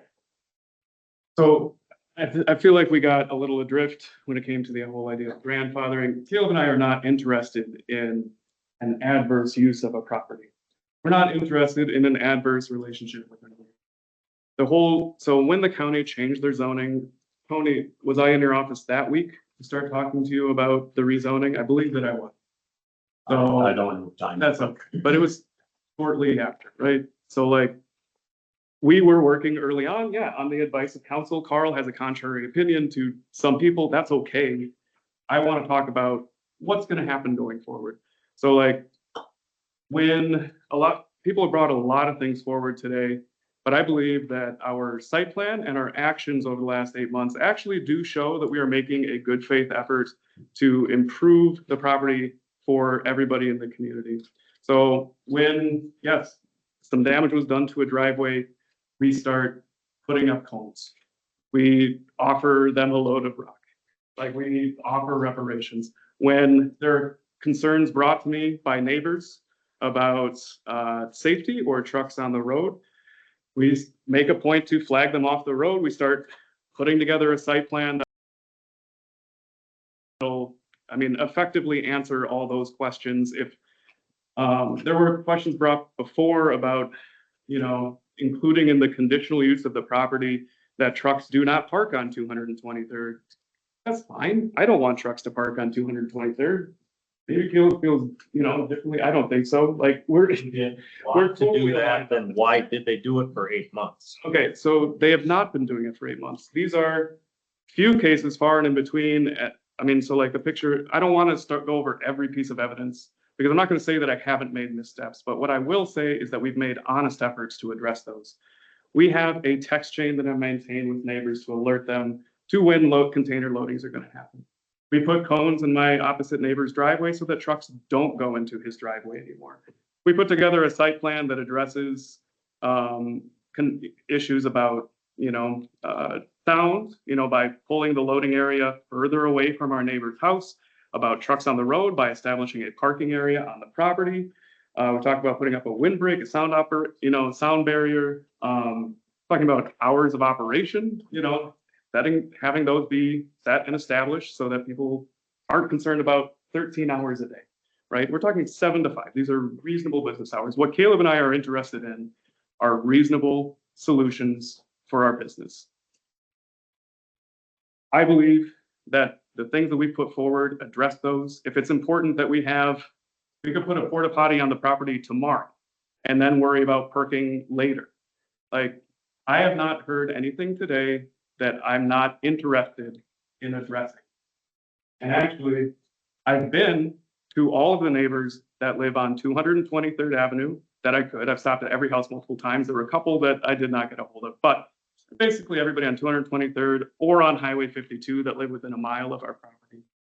And I don't say this to diminish the concerns of people that are here, because I think that my actions show that I take those seriously. However, I have had face-to-face conversations with everybody that I can in the neighborhood. And I've listened to what they say. We've incorporated them into our plan for the property. Some of that you can see on the site plan. Some of that will never show up on the site plan. I did have, many of our neighbors were actually comfortable signing a petition saying that they have no problem with us inhabiting this property. In fact, the vast majority did sign their names to this. They're not here at the meeting because people, when they don't care about something, aren't willing to take time out of a workday to be here. I'll just share this with you. These are people that have signed their name. 23rd Avenue. Yeah, I'll share it with you. It's on both sides here. I want to know who's going to be enforcing these new contingencies and who's going to enforce the commercial truck traffic. It's obviously us contacting the sheriff department, my wife emailing them and not gotten any response. Here. You pass. If it's a conditional rezoning and there's a complaint about them not following a condition, are you the person to whom they address their concern? Unfortunately so. Okay, I just wanted to make sure everyone knew that. I mean, there are processes in place for that. T. Scott, Yes. right? Do I have your name right? Yes. So Ben just pointed out that if you see that if we approve this with conditional use, and you see that they're not conforming to that conditional use agreement, you should call Tony Phillips, and he will come out and look at that and make sure that enforcement takes place. Because if they're not in compliance, then The hammer comes down. Oh, what happens? So this is an ordinance. An ordinance is a county law. All right, so if they're violating a county law, it will go through me to the county attorney's office, and some type of charges may be pressed. That's the way it's gonna handle it, and the same way they handle any other county law. kind of goes back to a gate that we had illegally installed in the county, and that goes through the counties. Tony, if it's a motor vehicle on the county road and it's a report to the sheriff, and the sheriff is the one who deals with that, is that outside of your purview? Yes, so I wouldn't have, I guess, I'm not sure what you mean by the question. Are you saying if the instance where they called the sheriff for the cars on the road, would they call me for that? They would call both actually in that particular case, because the traffic issue is immediate. You should call the sheriff's department on that. But if they violated one of the terms on the conditional rezoning, I would need to know about that so we can do something about that also. Right. Because if we were okay with this, I'm definitely, the safety concerns are number one. For us too. I mean, yeah. I'm not gonna put my wife, my kids, and the safety of his text message. I'm not gonna do that. I don't know what that means. But him sending out a text message notifying the neighbors of when trucks are gonna be going up and down the road and when we're gonna be operating our business. That's What I'm speaking about is the parking on the road. You're gonna have truck traffic on any road in the county. That's gonna be Turning in and out of the driveway, but it's the parking on the road. Absolutely not. no. Absolutely That- zero. Restrooms, definitely. Dust control, not a bad idea. I mean, I'm just throwing things out there. Tom? Just one more suggestion. I don't know if any of you have been, obviously have been through, any kind of major cities where, the highway runs through a residential neighborhood. They have walls up to mitigate the sound, because living next to a highway is not peaceful and quiet. I know I live on Locust Road. He does have it here, a solid core fencing. I might suggest to you guys that you determine how high of a fence that they need to mitigate whatever sound is emanating from this yard. The neighbors feel is uncomfortable. They do have it listed on here already. It's just they don't have any kind of height listed up here, so maybe do some checking in that, see how far they. It's Just to address the solid core fence and any type of sound or audio blocking, that would do, it would not block the frequency of noise that they're producing. You're not gonna ever block all the noise. You're living in the country. It literally does nothing. Okay, a solid core fence is what, half an inch thick. Okay, we're talking about wavelengths that are the size of this building. I live right next to a train track, so I can. If you think of, if you think of a And car. I'm out in the country, I'm 5 miles away from the railroad tracks and I still hear it. You hear the low frequency noise first. So if you hear a car going down the street, what do you hear first? You hear the car blocks away. The boom, boom, boom, before you hear anything higher. Now, most of the, on the highway, again, the noise that you get is tire noise. That's higher frequency noise. We're not talking about that. We're talking about the engine noise, the rumbling, the processing that goes on in there. And I'm talking about processing, moving the logs around, picking them up, putting them down, loading them, moving them all over. As you can see it in the pictures, they're doing this all the time, not just when they're loading trucks. Okay, Right. they're talking about a few days a week of shipping trucks coming in. That's noisy. It's noisy the rest of the week, okay, with their constant activity over there. So would you agree that if hay bales were stored on this lot, they would use a skid loader to load those? The same noise would be coming off that skid loader as to load the logs. The amount of process, I mean, hay bales, the amount of activity, I don't think compares to what their operation is. I mean, But the noise level would be the same. of a skid loader, Yes. one skid loader, Or we're talking about multiple, just off like 13 hours a Well, day. I'm just hypothetically. Like, we're surrounded by the fields and it's never experienced anything. We're no longer talking about 13 hours a day. We're talking about conditional use of 7 a.m. to 5 p.m. 8 p.m., wasn't it 8 p.m. listed? As a hard, if the truck had some cars about lot late to load itself, but 7 to 5 for regular business operations. That they could operate 20, Yeah. 7, 8, and just makes sense. 13 hours. I would maybe take that trucks after 8 o'clock out of it. Yeah. I would just go 7 to 5. 7 to 5. Both Sundays. They're just trying to be good faith too by saying there may be an occasional one that is going to be late for unforeseen circumstances. Could limit that. Then you're just leaving the door wide open. Oh, well, we could limit it, like how many of those per week? Maybe that happens one per week. When you're looking at that, it's just like any other I'm trying to business. If you're gonna go load at one of the factories here in town, the truck that's going to pick that up knows their hours of operation, and he knows if it's 5:10, he gets there, they're not getting loaded. So if they're gonna load between 7 and 5, that's the business hours. And They're doing. We're comfortable with that. Yeah. We limit Absolutely no trucks, absolutely no trucks parked on the road. At recycling, we won't take trucks after 3 p.m. Landfill there, 2:30. 2:30. 2:30. There's rules and regulations. Absolutely no. No. So I handed each of the supervisors a copy of the proposed conditions on here. Fairly common, we ain't been hearing anything new on this. So, well, actually, if you're gonna change this set of We have conditions. to do it now. We need to go through it right now during the open public hearing, step by step with the exact wording you want. Right? So you each have a copy of what it started as. If you would kindly go through them and say what you want changed, because it's got to be typed up, brought back here and have them sign it.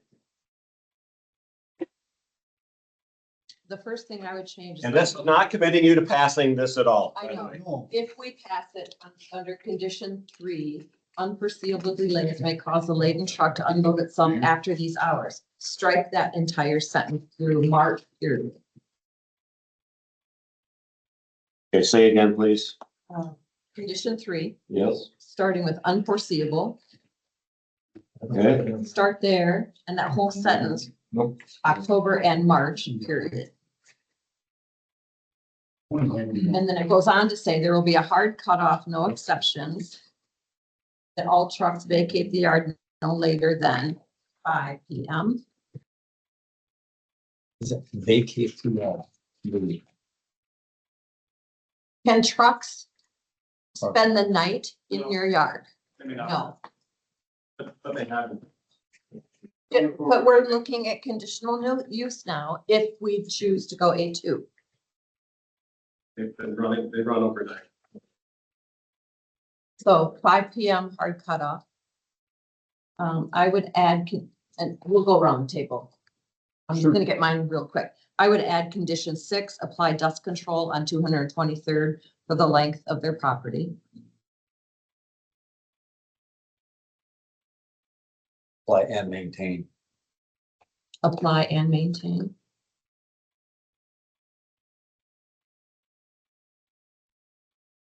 Condition 7, when you're ready. I ain't keeping up with you guys at all. I think Ben's job to annotate this, ain't it?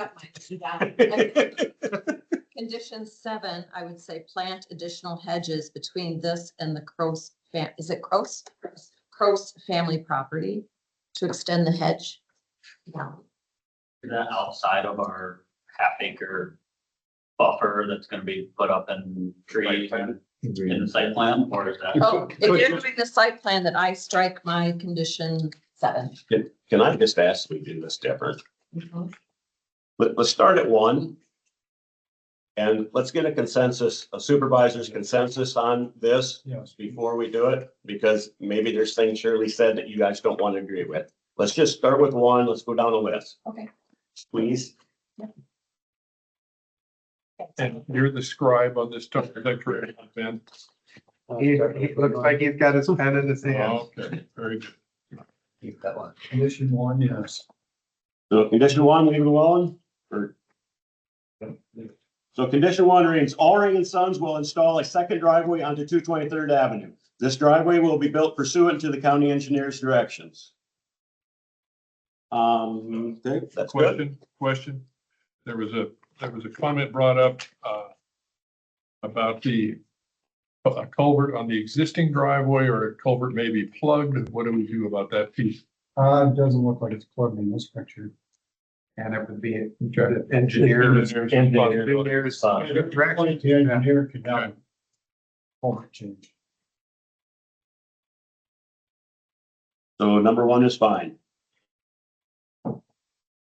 Condition number 2, Ulring and Sons will establish a private parking area on the property for semi trucks to park while they wait to load and or unload, so that regardless of weather or other adverse conditions, they will spend minimal time on the public roads as possible. Maybe we'll spend no time on the public road. Well, they have to drive. They have to drive it. Well, no parking on public roads. No waiting or parking on public They roads. got that. Overnight parking either. Yeah.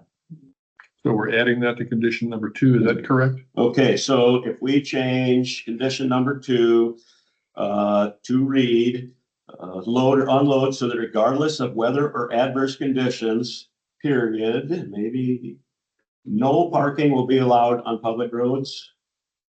At any time. I have a question on that. Maybe Jana can answer it. We don't have jurisdiction on Highway 52 for No.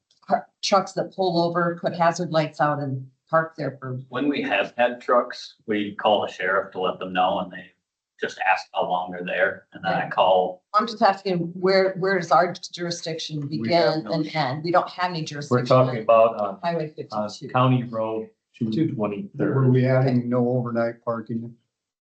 I did not write it that way. I put no parking will be allowed on public roads. That's So in you that can't- section on on hours. We can change it, or I think that's covered in the section on the hours, because it said Oh, it'll be vacated by 5 PM or whatever.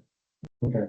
okay, so condition 2 will now read, Ulring and Sons will establish a private parking area on the property for semi trucks to park while they wait to load and or unload, so that regardless of weather or other adverse conditions, no parking will be allowed on public roads. Oh, parking or waiting. They could be sitting there waiting and not. Gotta get a consensus on what we're doing. Parking or waiting. What if they're stopped, they're parking? So If they're on 52, we don't have jurisdiction. That's a public This here's road. on county roads. Then that's what on it the should county say on road. here. On 223rd Avenue. It should say specifically 220. Street, but it's Avenue, isn't it? Avenue. So is that what we want to do? No parking will be allowed on 223rd Avenue? Yes. Yep. And their parking area as per their approved site plan. Don't get all wordy on me. All right. Yeah, I mean, we have to define the parking some way, and the site plan defines the parking in my mind. Yep, consensus here. This is what we have. While they wait to load and or unload, so regardless of weather or other adverse conditions, no parking will be allowed on 223rd Avenue. Yes. Another S. Add the word. Sorry. Clarifying. Is it no waiting or parking, or? is it Waiting just- and or parking, I would say. Okay. Is that good with everybody? I have a question. If they are parked in the truck parking area, Yes. and it's not their turn to load, and they idle, if they were concerned about diesel fuel. That would be a new condition if you Okay. want to discuss it. All right, thank you. So this condition is getting them off the road. Okay. All right, so Waiting and or parking on the road. No waiting. is that what everybody wants to see? Waiting and or parking? I would, Well, I mean, you guys, make sense to you? Sure. It does, yeah, there's, I guess, like if someone pulls in and has a flat tire on the road, Well. I mean, we're gonna have, we know that we're gonna have a lot of. they're gonna pull into your lot to change it, they ain't gonna. We hope so, but if they park up there and we're loading, someone will have to go up, and in that time, we know our neighbors are gonna take pictures of that, and that's okay, but, I guess just, We're okay with that. Yeah. Okay. we're definitely. We're okay with that. And we'll make As long every, as it's we'll done. make every attempt to maintain that. Waiting and or parking.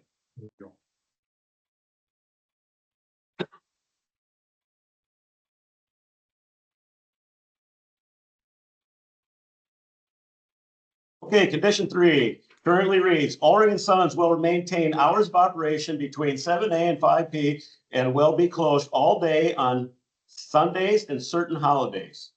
All business operations will occur these hours.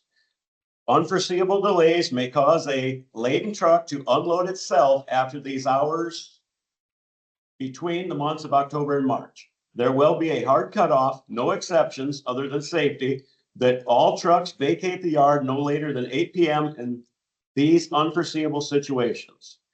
So we have some changing to do on this one. What do you want it to read?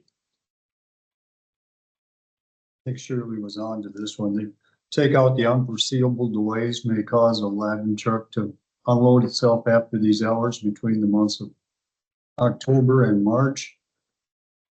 Okay. 5 PM, wasn't it, this? And then change that 7 AM to 5 PM. and change that part that says that they'll be vacated by 8 PM to vacated. 5 PM. In a period after PM.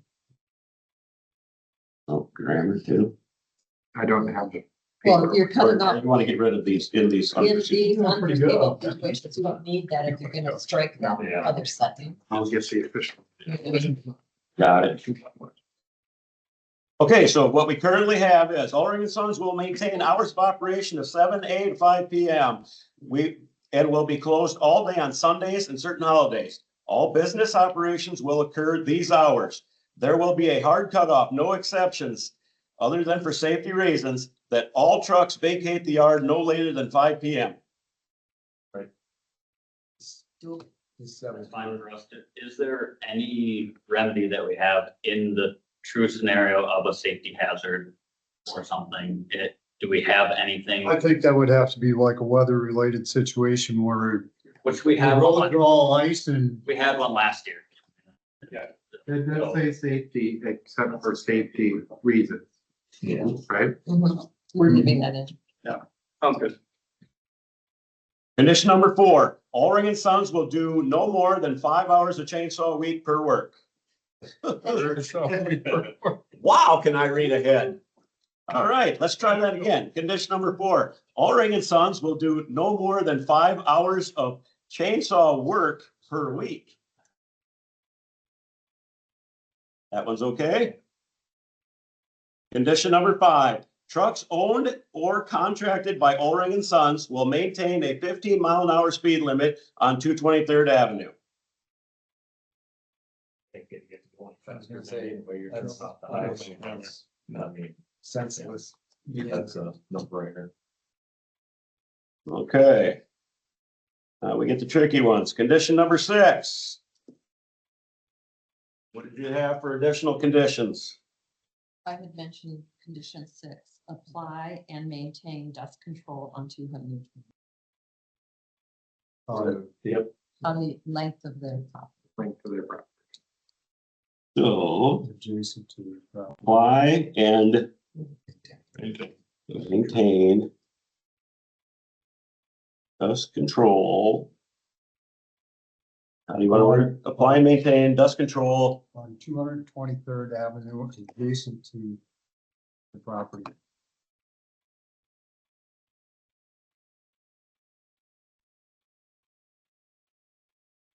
The length of their property. Because it can't be just one side, not adjacent, be both sides. Okay, apply and maintain dust control on 223rd Avenue. How long? On the length of adjacent to the property. Where do you want to get the length in there? How do you want to say that? On the entire width of the road, adjacent to their property. On 223rd Avenue, the length of their property. Okay, say that again, Steve. And just everybody agree. 223rd, maintain dust control on 223rd Avenue, the length of their property.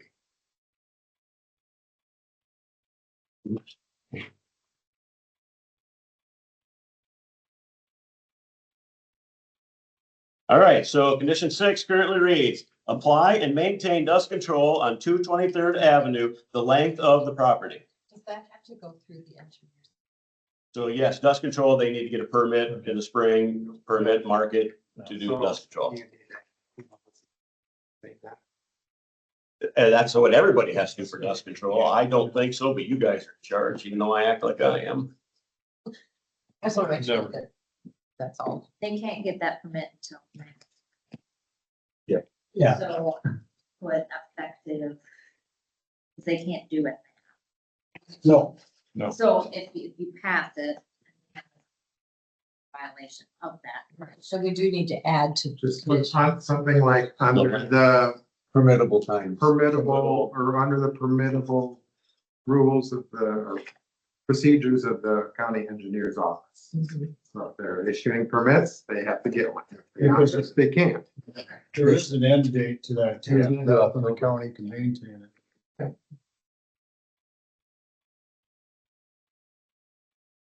Just put in accordance with the county ordinance on dust control. County engineer procedures on. Yeah. Control. In accordance with county dust control. All right, I didn't word it the way you wanted because I was ready writing. I'm gonna read it to you in a second. Apply and maintain dust control on 223rd Avenue, the length of the property, under the procedures of the Winneshiek County Engineers Policy on Dust Control. Close enough? Yeah.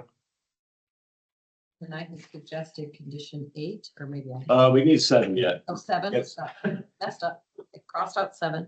Condition 7, could we add restrooms on premises? Well, is that permanent or temporary? Well, right now, Well, any kind of. Nest, Well, I'm just that's saying. porta potties is all they need out there right now. They don't have an office.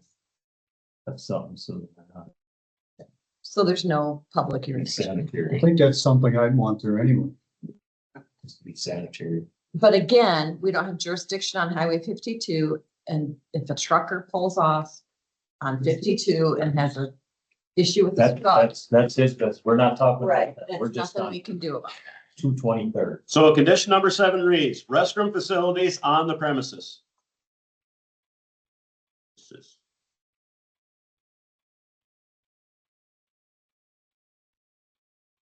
Did you discuss anything with the tree line? Trees? They already have it. Yeah, on the site plan. It's Well, that- on the site plan. Well, that don't mean nothing. They don't have to put nothing on that site plan. So Mark Vick is correct. On the rezoning, the site plan is non-binding. So I think that should be added per the site plan, probably whatever. You want to say something like, fencing, vegetative border and driveway as per site plan distributed, something like that, because you're, Driveways. I mean, Is it possible to say, We have to list what Proposed- we want. proposed improvements on the resubmitted site plan shall be completed within? But it doesn't say what it is. It just says fence, fencing. Well, Well- it says Solid solid core core fencing, and then it says willow and box elder half-acre buffer.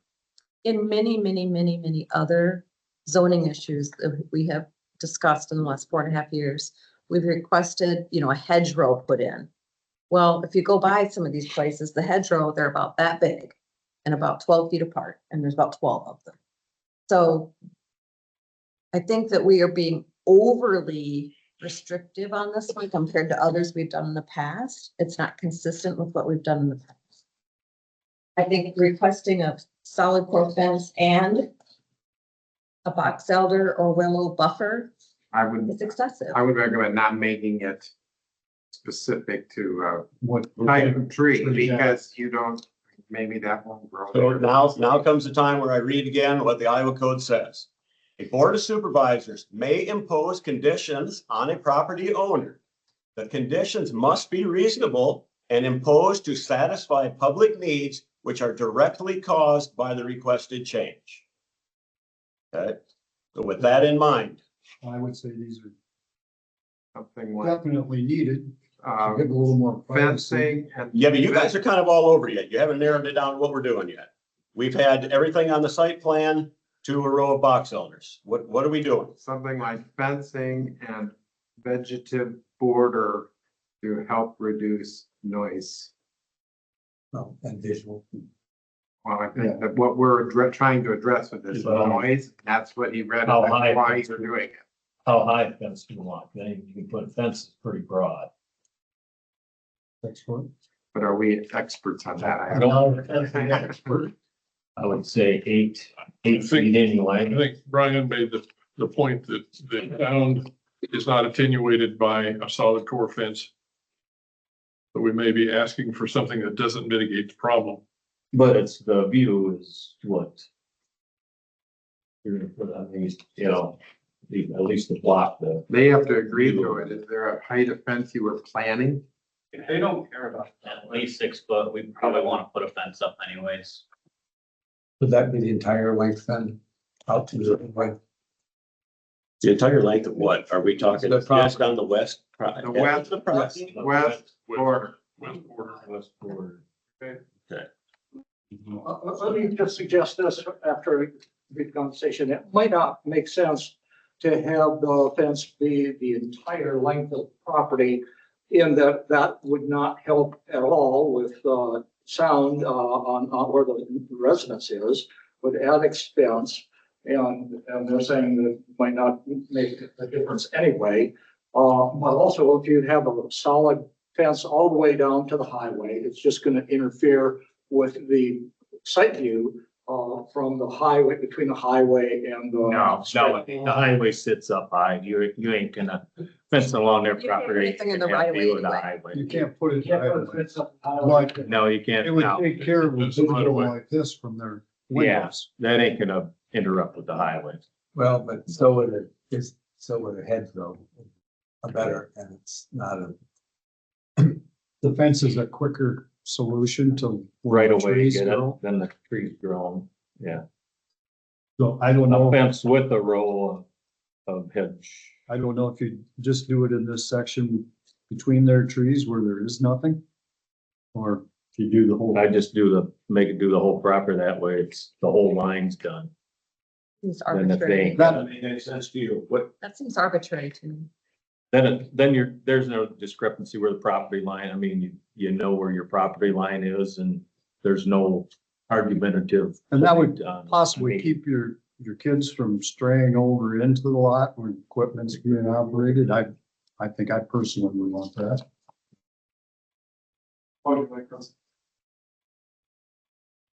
I mean, if that is put in as a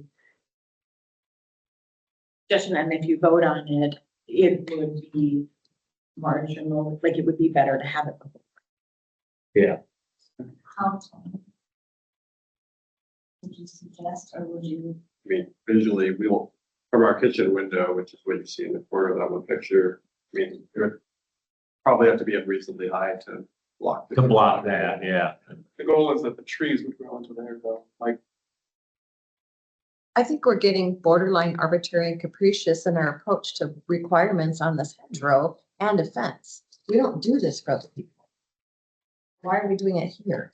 Well, you did say, though, we required hedgerows on the property. Box elders every 12 feet that are about that big.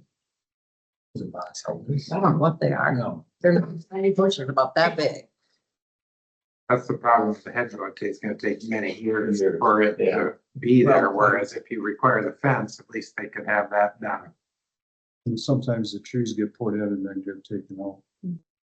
well, they also get destroyed by wildlife. So I guess the reason why I asked Crows is because if we are trying to mitigate the sound that they're offended by, and he's already testified that he does not believe a fence is gonna stop the sound, does he want to look at that fence? That's, Or would he rather see something else? If we're gonna do something to mitigate a complaint there, They should have some input. and just to see if it's gonna work.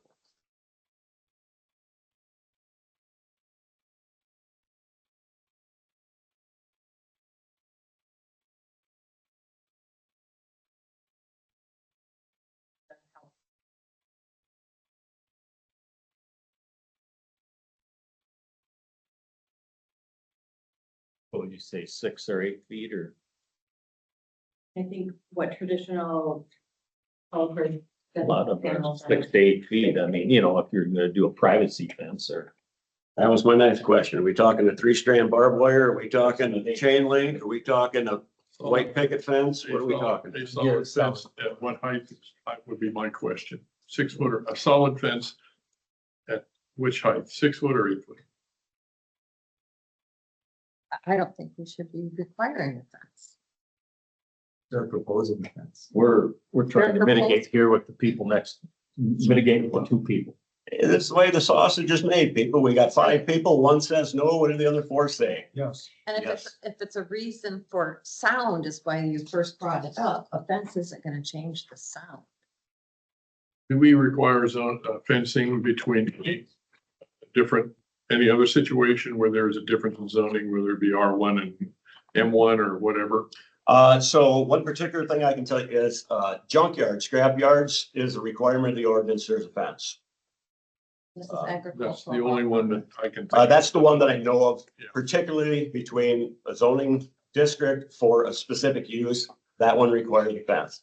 As has been brought up, there have been screens of trees and stuff on certain borders have been put on as conditions in the past.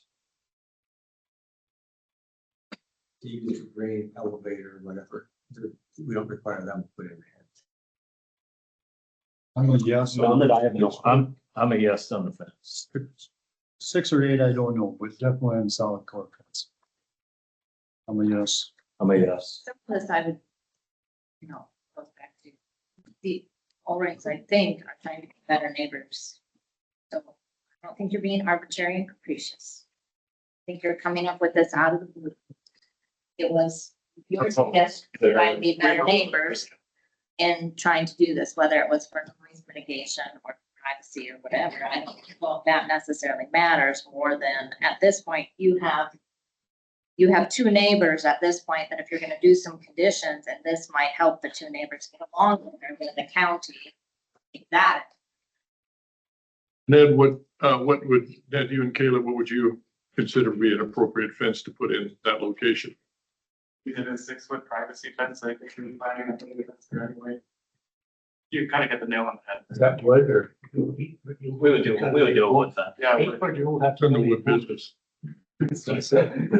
Why don't you eliminate that labor? At least I would just put. a minimum of 6 foot. yeah. All right, so we're gonna start on this. Install and maintain, and then you had the height of, Minimum of 6 foot. Minimum of 6 so foot. install and privacy, maintain a 6 foot privacy fence. minimum 6 foot, Are there township fencing regulations that apply to this? no. No. There could be, Sure. there could be state law would require if one of the parties wants a fence for livestock, the other party has to put in their half. And it has to be well, they got a cool name for it. I can't remember what it is. Tight 3 fence. strands of barbed wire, minimum. Okay, so, and this is on the south half of the east border. You want one? West. West. The whole half of the west border, right? Or the whole west border, not just. Oh, I thought we were on the east, I thought we were on the south half below the trees. Where are we at? Entire west line. Entire West line. of the west border. Of the property. All right, condition number 8 now reads, install and maintain a minimum 6 foot tall privacy fence on the west border of the property. You proposed highway screening, is that? So, That was something that you brought up when you were out at the property. Mhm. And then it was- That one too. And I don't think that that's what my neighbors care about, that's not what has come up at this meeting, but. I mean, we're here to make a good faith effort to do what the county wants. And so if you 5 tell us that that's really important to you, then yeah, we'll discuss it. If you were going to screen with some trees there, you might want to take and add them where the visual viewpoint may eventually be blocked on the closest view line from their house, putting in a few trees right there instead of, I don't think any of the highway traffic is going to be objectionable. It's not like a junkyard as they're speeding down highway 52 at 60 miles an hour.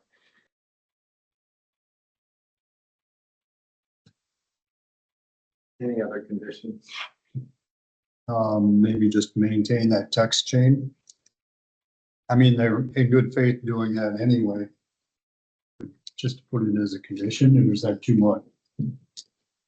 I think we could consult the neighbors that are here and see if they feel there's any other restrictions that would be appropriate.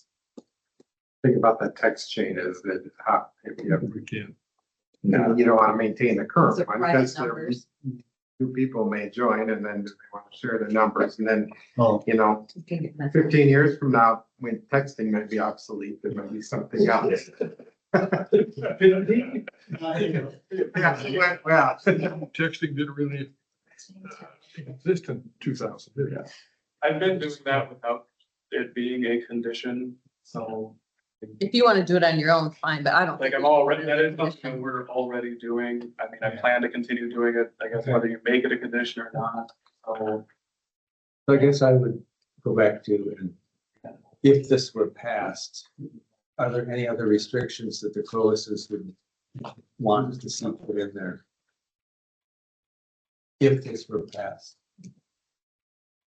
I think the hardest thing is that any of those conditions could marginally better the situation, perhaps, but nothing can make it go away. So, I mean, like, we could have talked about the visual eyesore or, those sorts of things, but we were talking more about the things that we felt like the planning and zoning committee had ability to regulate over, to be able to, again, we recognize that we bought a house in the country, we recognize that there's. And we also believe that this is not right for their business. Do we have anything else to add to that thing? You have to, type that. Yeah, I'm just gonna warn you, my lunch is Well- right there. but Go ahead. do we need to have official legal interpretation from the county attorney about the grandfather issue? That has nothing to do with this here. We're just, If we The were, reason that Andy has to weigh in on it goes back to where we're looking. And what Tony had already just said is where at the effective date of adoption or amendment of this ordinance, lawful use of land exists. And there's our crutch. Andy hasn't made a determination, but, going with, we look to our zoning administrator and what he already has read and everything else. That's the crux of the matter. Was this a lawful use of an A1 property, knowing the history and whatever we're going there to? And to us, September, they bought this land in November. We told them it didn't fit in A1. They were told it didn't fit in any other zoning, that the ordinance was gonna be changed. so we changed that land, It was. or we changed the The ordinance ordinance was changed and later. cited them specifically along with wineries. Well, It added the Yeah, but- category. You're right. But it goes that back, category was added. So if they were Are told you to done? If you're done making conditions, you Yeah. guys can talk about this while I'm typing. Do you want me to type what you need? You just have to have that signed here on before my we end the computer. public. We do have to make sure that Ben Steines has a copy of everything that was passed out. Shall we take? I think the important thing to remember too, I can't give you a definitive answer. Just due to the fact that about lawful use and, but again, that's why we have a zoning. I got that one. There was And they say, one thing that was passed that I didn't get. I got all those. And it's told, but Like 10, it wasn't. but yeah, I got this. who Got did that. that? What you mean? Carl, when you say that You got they this. have to be grandfathered in and it won't go to the Board of Adjustment, how did that go? I've got the whole thing, but if this is approved here today, it's not gonna matter. I mean, if it was grandfathered, then it would be a non-conforming use within the A1. If this is approved, then it would No, I become. get that. The second conforming. The only. Zoning administrator first said There's all. it doesn't work in A1. Yeah.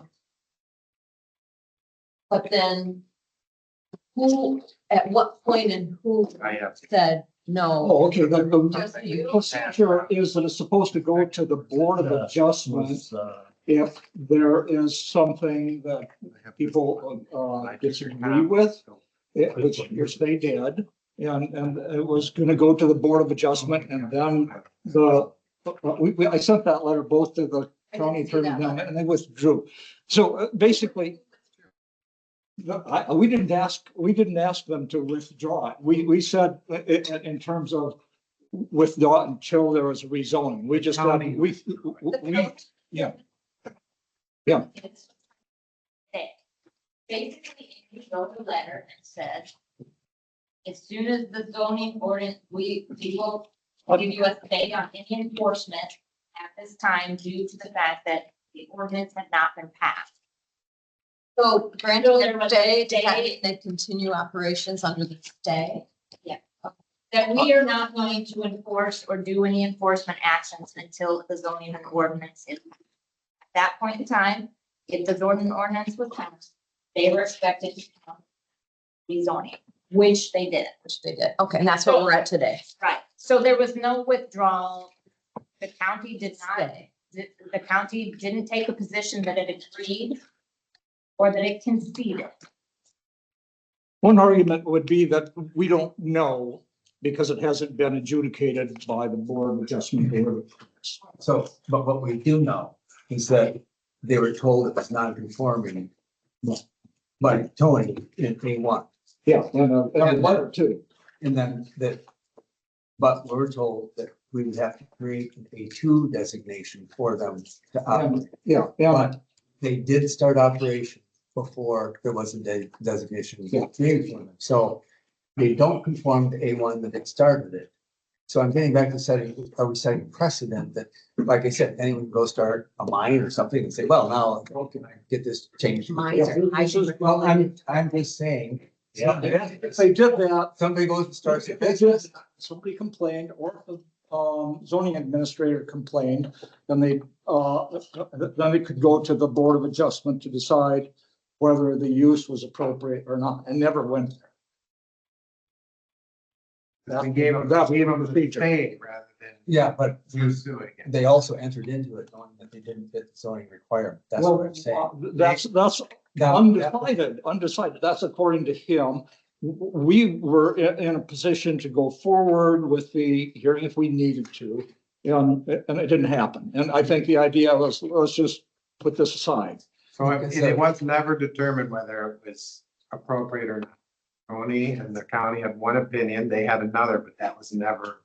I think if it had gone to the Board of Adjustment and then possibly even up from there to the district court or further, the courts would have decided you can't just, the purpose of zoning, we didn't have any zoning at all.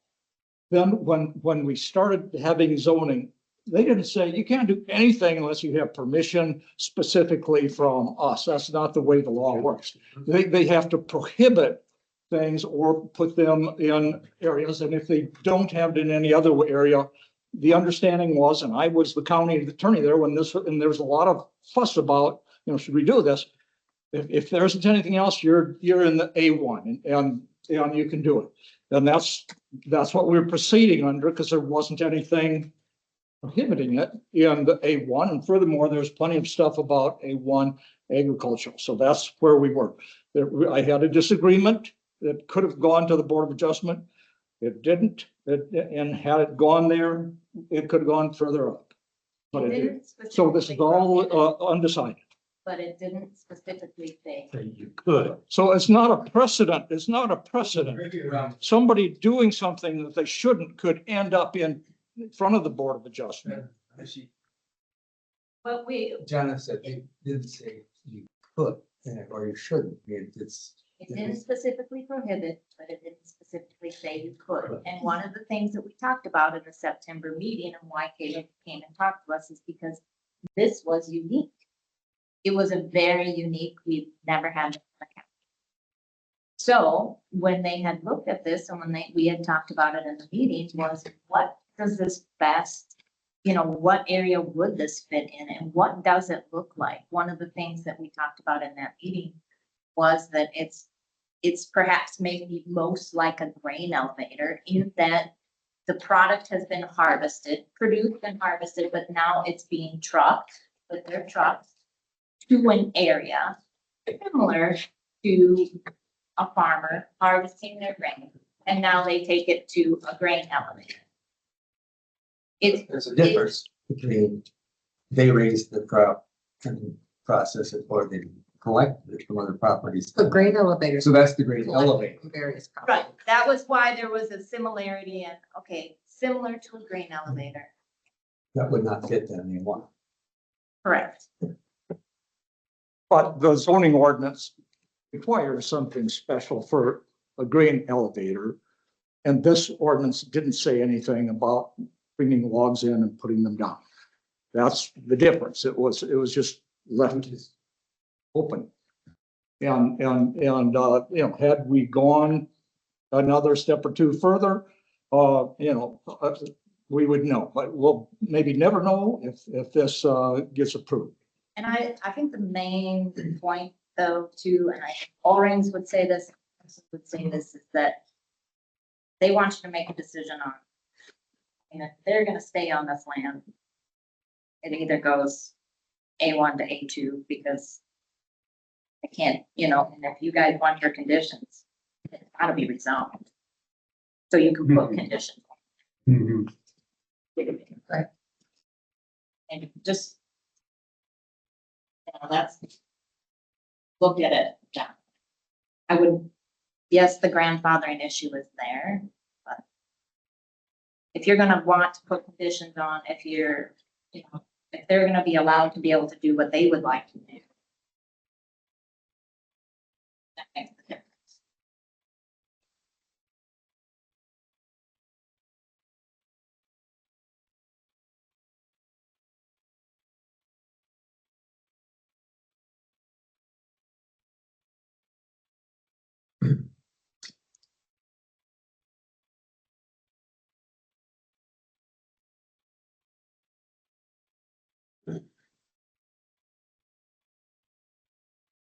Anybody order pizza? Well, I will say, I totally understand why people have objection to it, because I have been subject to the same exact thing on numerous properties I own or have ownership in, and then all of a sudden, there's a land development going right up next to it. I wasn't given the opportunity to buy the front land next to it, whatever. I hear industrial noise coming across the valley that I have no control over. I was there first. It opened up. I live in town here and I hear air handlers from all of the commercial places. I hear the rumble strips from the highway. That wasn't the case when I bought the property necessarily, but they've all been added over time. It certainly destroys the beauty of my serene little place to live. And with that, and everyone here probably has been subject to that. So I see both sides of the situation. Splitting hairs over, is this the right business? I mean, that is a grain elevator, grain bin. Well, I think it's commercial operation that's handling other people's commodities. So, but that's it. So it's a tough vote. If I look at it from a personal standpoint, as compared to what's logical going forward, it's the job of the law to. It didn't say don't do it. Well, let's just go ahead and do it, and then see if we can get that changed, because it didn't say we couldn't do it. Technically, if the rezoning was denied, technically, this could end up back in front of the Board of Adjustment as to whether it was something that was permissible back when it was started. And they could decide one way or another, and that would decide the issue of whether it was grandfathered or not, unless it went up further on appeal to the district court. But under that circumstance, they wouldn't be able to add any conditions or put up a building or do any improvements. They have to operate it exactly the way it is now. Right, they couldn't have a restroom, they couldn't build the egress. There's a whole bunch of things they could not do. If it's grandfathered, that they would be able to do if we have the A2. But the grandfathering, if you look at the ordinance, that would be a potential outcome. And we're just trying to avoid all of that and say, let's take care of this reasonable manner with the conditions on safety and everything else to the extent possible. And so that's their position. Tony's typing right now. I just thought of one more that we should be discussing because it's come up in other zoning. Can I mention it right now and catch Tony. You better hurry. I'm gonna hurry. Lighting. Any lighting that's on this in the future, if we vote to rezone, it should be all down lighting. That's what we've said in many other situations like this. I'm not even gonna put up any.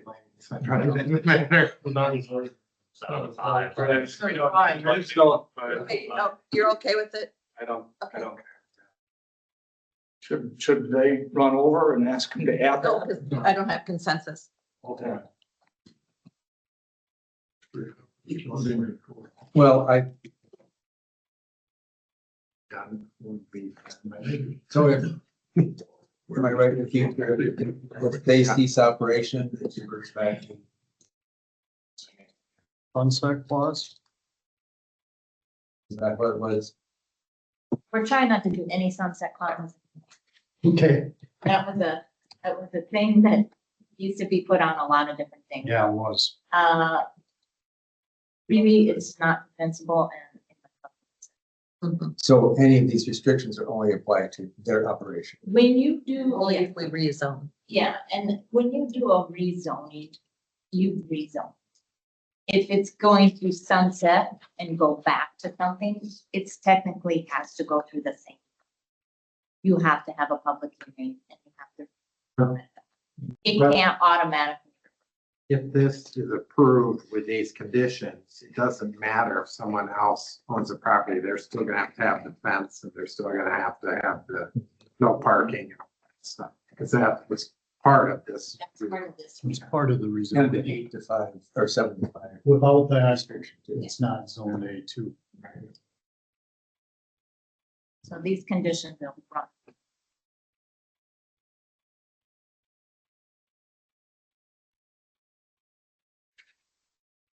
Well, since we had a marathon like this. There's a natural weather statement that there may be thunderclouds in Decorah within the next 3 hours, but they're not expected to touch the ground. But in case, you should take shelter if there's a warning. We were hoping we'd be out here.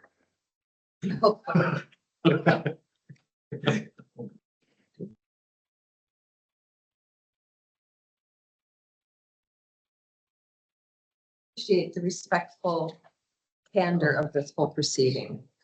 Thank you very much, everybody involved.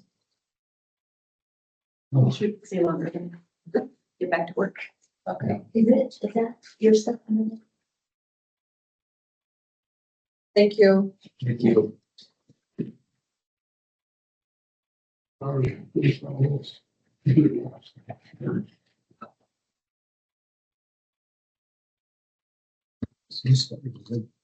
I got 10:30. 40 and 40. 10:40. We have to 3 hours. Looking not through the agenda yet either. But have The minutes may be controversial. I don't know. The league of applause and move on to the next agenda item and come back. We're in You the. haven't closed the. No, I know, that's what I'm saying. Is it legal to Oh, no, we can't close it. while we're waiting to go on to All that's left is the. consent agenda? And committee reports, but at this point, I don't think we care about the committee report. You have council meeting then. Well, you didn't type it. Come on. Normally it's Tuesday, isn't it? Mondays. Typically Mondays and certain holidays, and we just find a date that works for everybody. But I do have to serve at the golf course tonight, so. You'd be ready.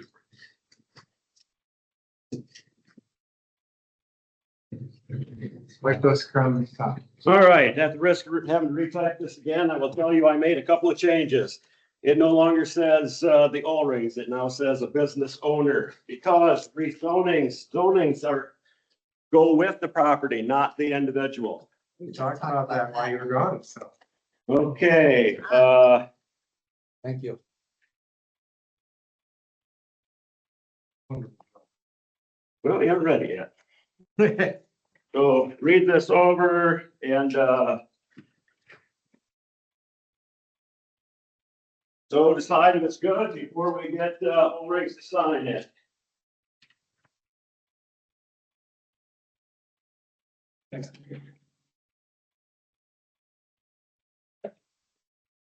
Yeah, I just hit print.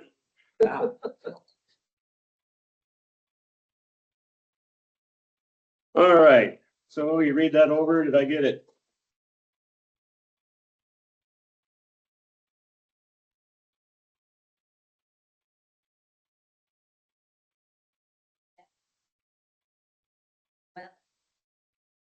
Well, spell check doesn't always work.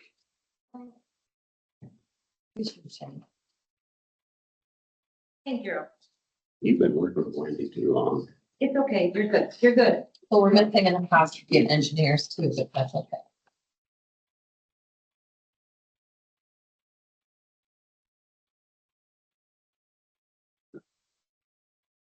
Good to me. Next time I'm gonna get a newspaper boy to do my typing.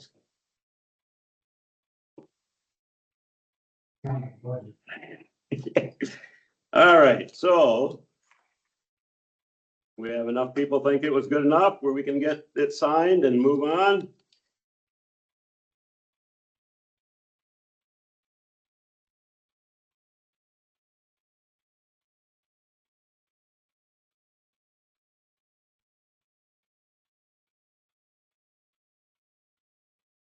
Got 3. Good.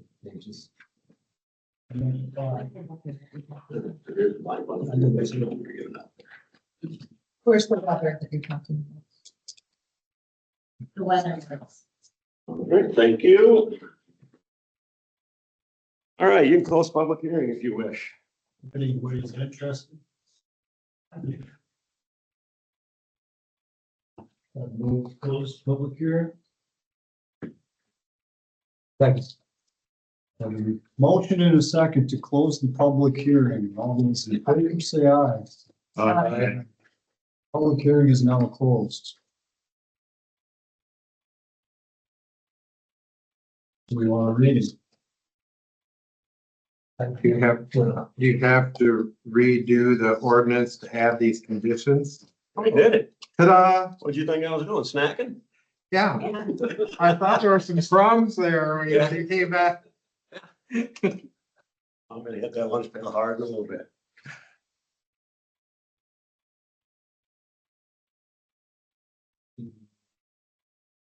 Wait, the first. The first one. Maybe think about a little more on what for a week or. You could, No, I think we need. we can do that after the reading. No, he wants to move to, I think he's saying he wants to move to have the first reading next week, so he can think about it. some more, is what he's saying. Is that a motion? Yeah.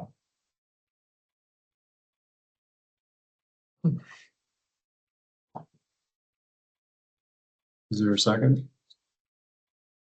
Motion fails for lack of a second. Are you ready to make a decision? I move to hold the first reading. We can hold the reading and we don't have to take action yet today. I mean, and that's. You made a motion, Shirley? I made a motion to have the first reading. Second the reading. And we have a motion and a second to hold the first reading. All those in favor, say aye. Aye. Ordinance amending. Opposed? Opposed. Okay. Thought I heard 5 ayes. Just not.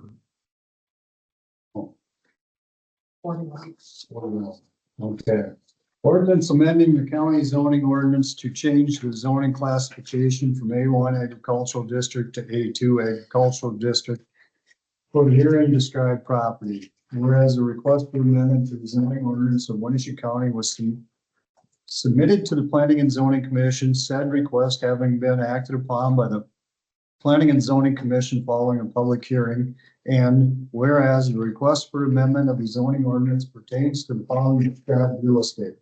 Lot 201 of the northeast quarter of the northwest quarter of section 18 of township 99 north, range 8 west of the 5th PM, Winneshiek County, Iowa. Whereas the said zoning requested that the property be rezoned from A1 agricultural district to A2 agricultural district.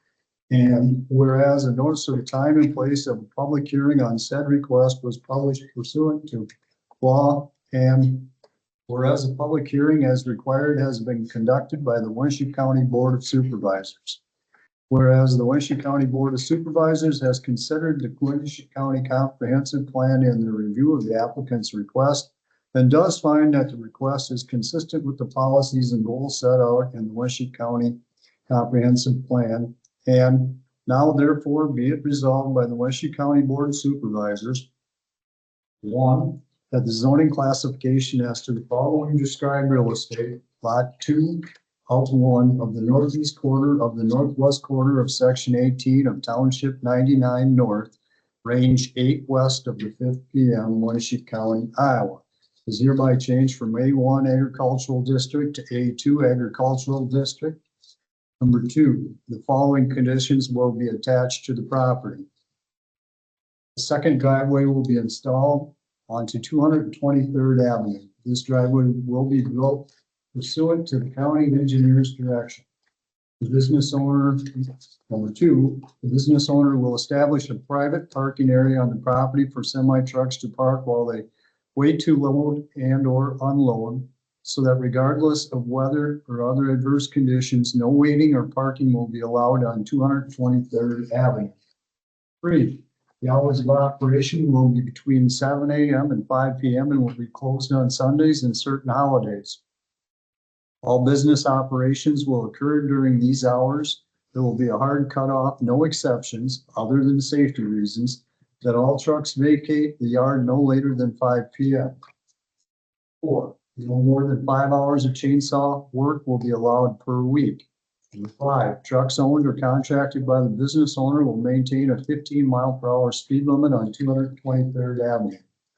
6, the business owner will apply and maintain dust control on 223rd Avenue the length of the property under the procedures of the Winneshiek County Engineers policies on dust control. 7, restroom facilities will be located on the premises. 8, the business owner will apply and maintain a minimum 6-foot tall privacy fence along the entire west border of the property. 3, that the zoning map of Winneshiek County of Iowa will be modified to reflect this change. Repealer, all ordinances or parts of ordinances in conflict with this zoning ordinance or inconsistent with the provisions of this ordinance are hereby repealed to the extent necessary to give this ordinance full force and effect. Severability clause, if any section, part, or provision of the ordinance shall be adjudged invalid or unconstitutional, such injunction shall not affect the validity of the ordinance as a whole or any section, provision, or part thereof not adjudged invalid or unconstitutional. Effective date, this ordinance shall be in full force and effect after its passage and publication as provided by law.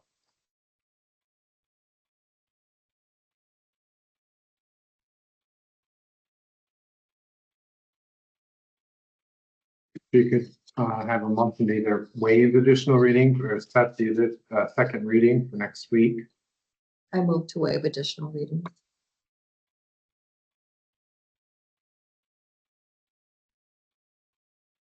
Second. By having additional readings, people still can make comment, is that? The public hearing portion is over. Public hearing. But, I mean, you could accept public comment. That's up to the chair at that point. There's a motion on the table. For a second. Motion fails for lack of a second. All better. The motion is second. To waive the second, third reading. All those in favor, say aye. Aye. Aye. Aye. Those opposed? Aye. All right, we're gonna take action How did today. you vote on that? What's that? Did you vote on that? Yes, Okay, I just didn't. 41. Do you want to take action to adopt the ordinance? Or I would like to move to adopt the ordinance. To change it to A2, As it was- as read in the resolution.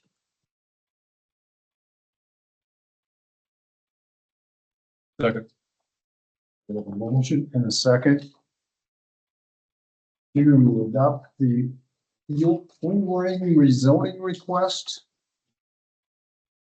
As stated in what I read. That is a resolution. Mark. Aye. Shirley, Aye. Mark, No. Steve, Yes. and I will also. I have a question for Ed and Caleb. Would you volunteer to have, ask the engineer to post for you a sign at the crest of the hill on the southbound traffic so that I was really not asking him a hidden what driveway. he would allow us to do there with. Yes, have him arrange for him to have a county arrange. I would suggest you please offer to pay for it and ask him to install it at the crest of the hill, saying caution, hidden driveway, Trucks entering. entering, Yeah. you know. That would be in the conditional use. Document that outside of- If that happens, that happens. Part of the hearing. That happens, caution, yeah. Consent agenda? Got the minutes of the last meeting and a liquor license for Everybody. K-Town Tap. Move to approve. Second. Second. There's a motion and a second to approve the consent agenda. All those in favor say aye. Aye. Constitution Day was opposed. Motion passes unanimously. I do have a CSS meeting tomorrow.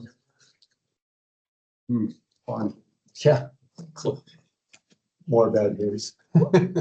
Yeah. As we close out that. Okay. I have a quiet week. Move to adjourn? Second.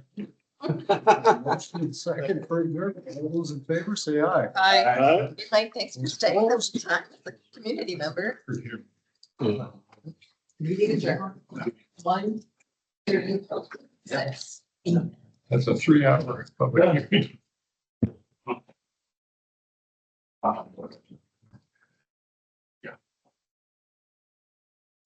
That was the records. Longest public hearing. But we voted against them on the first.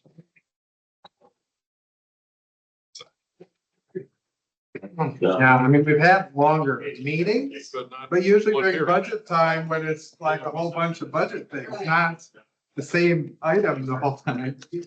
And the compound though, but since it was 3 public hearings, they were all zoning things. When I left my office, I said, wow, I'm going to the zoning meeting. That's basically what I Think figured. that's you tomorrow. Yeah, about that's about right. Zach, thanks for enduring the whole thing.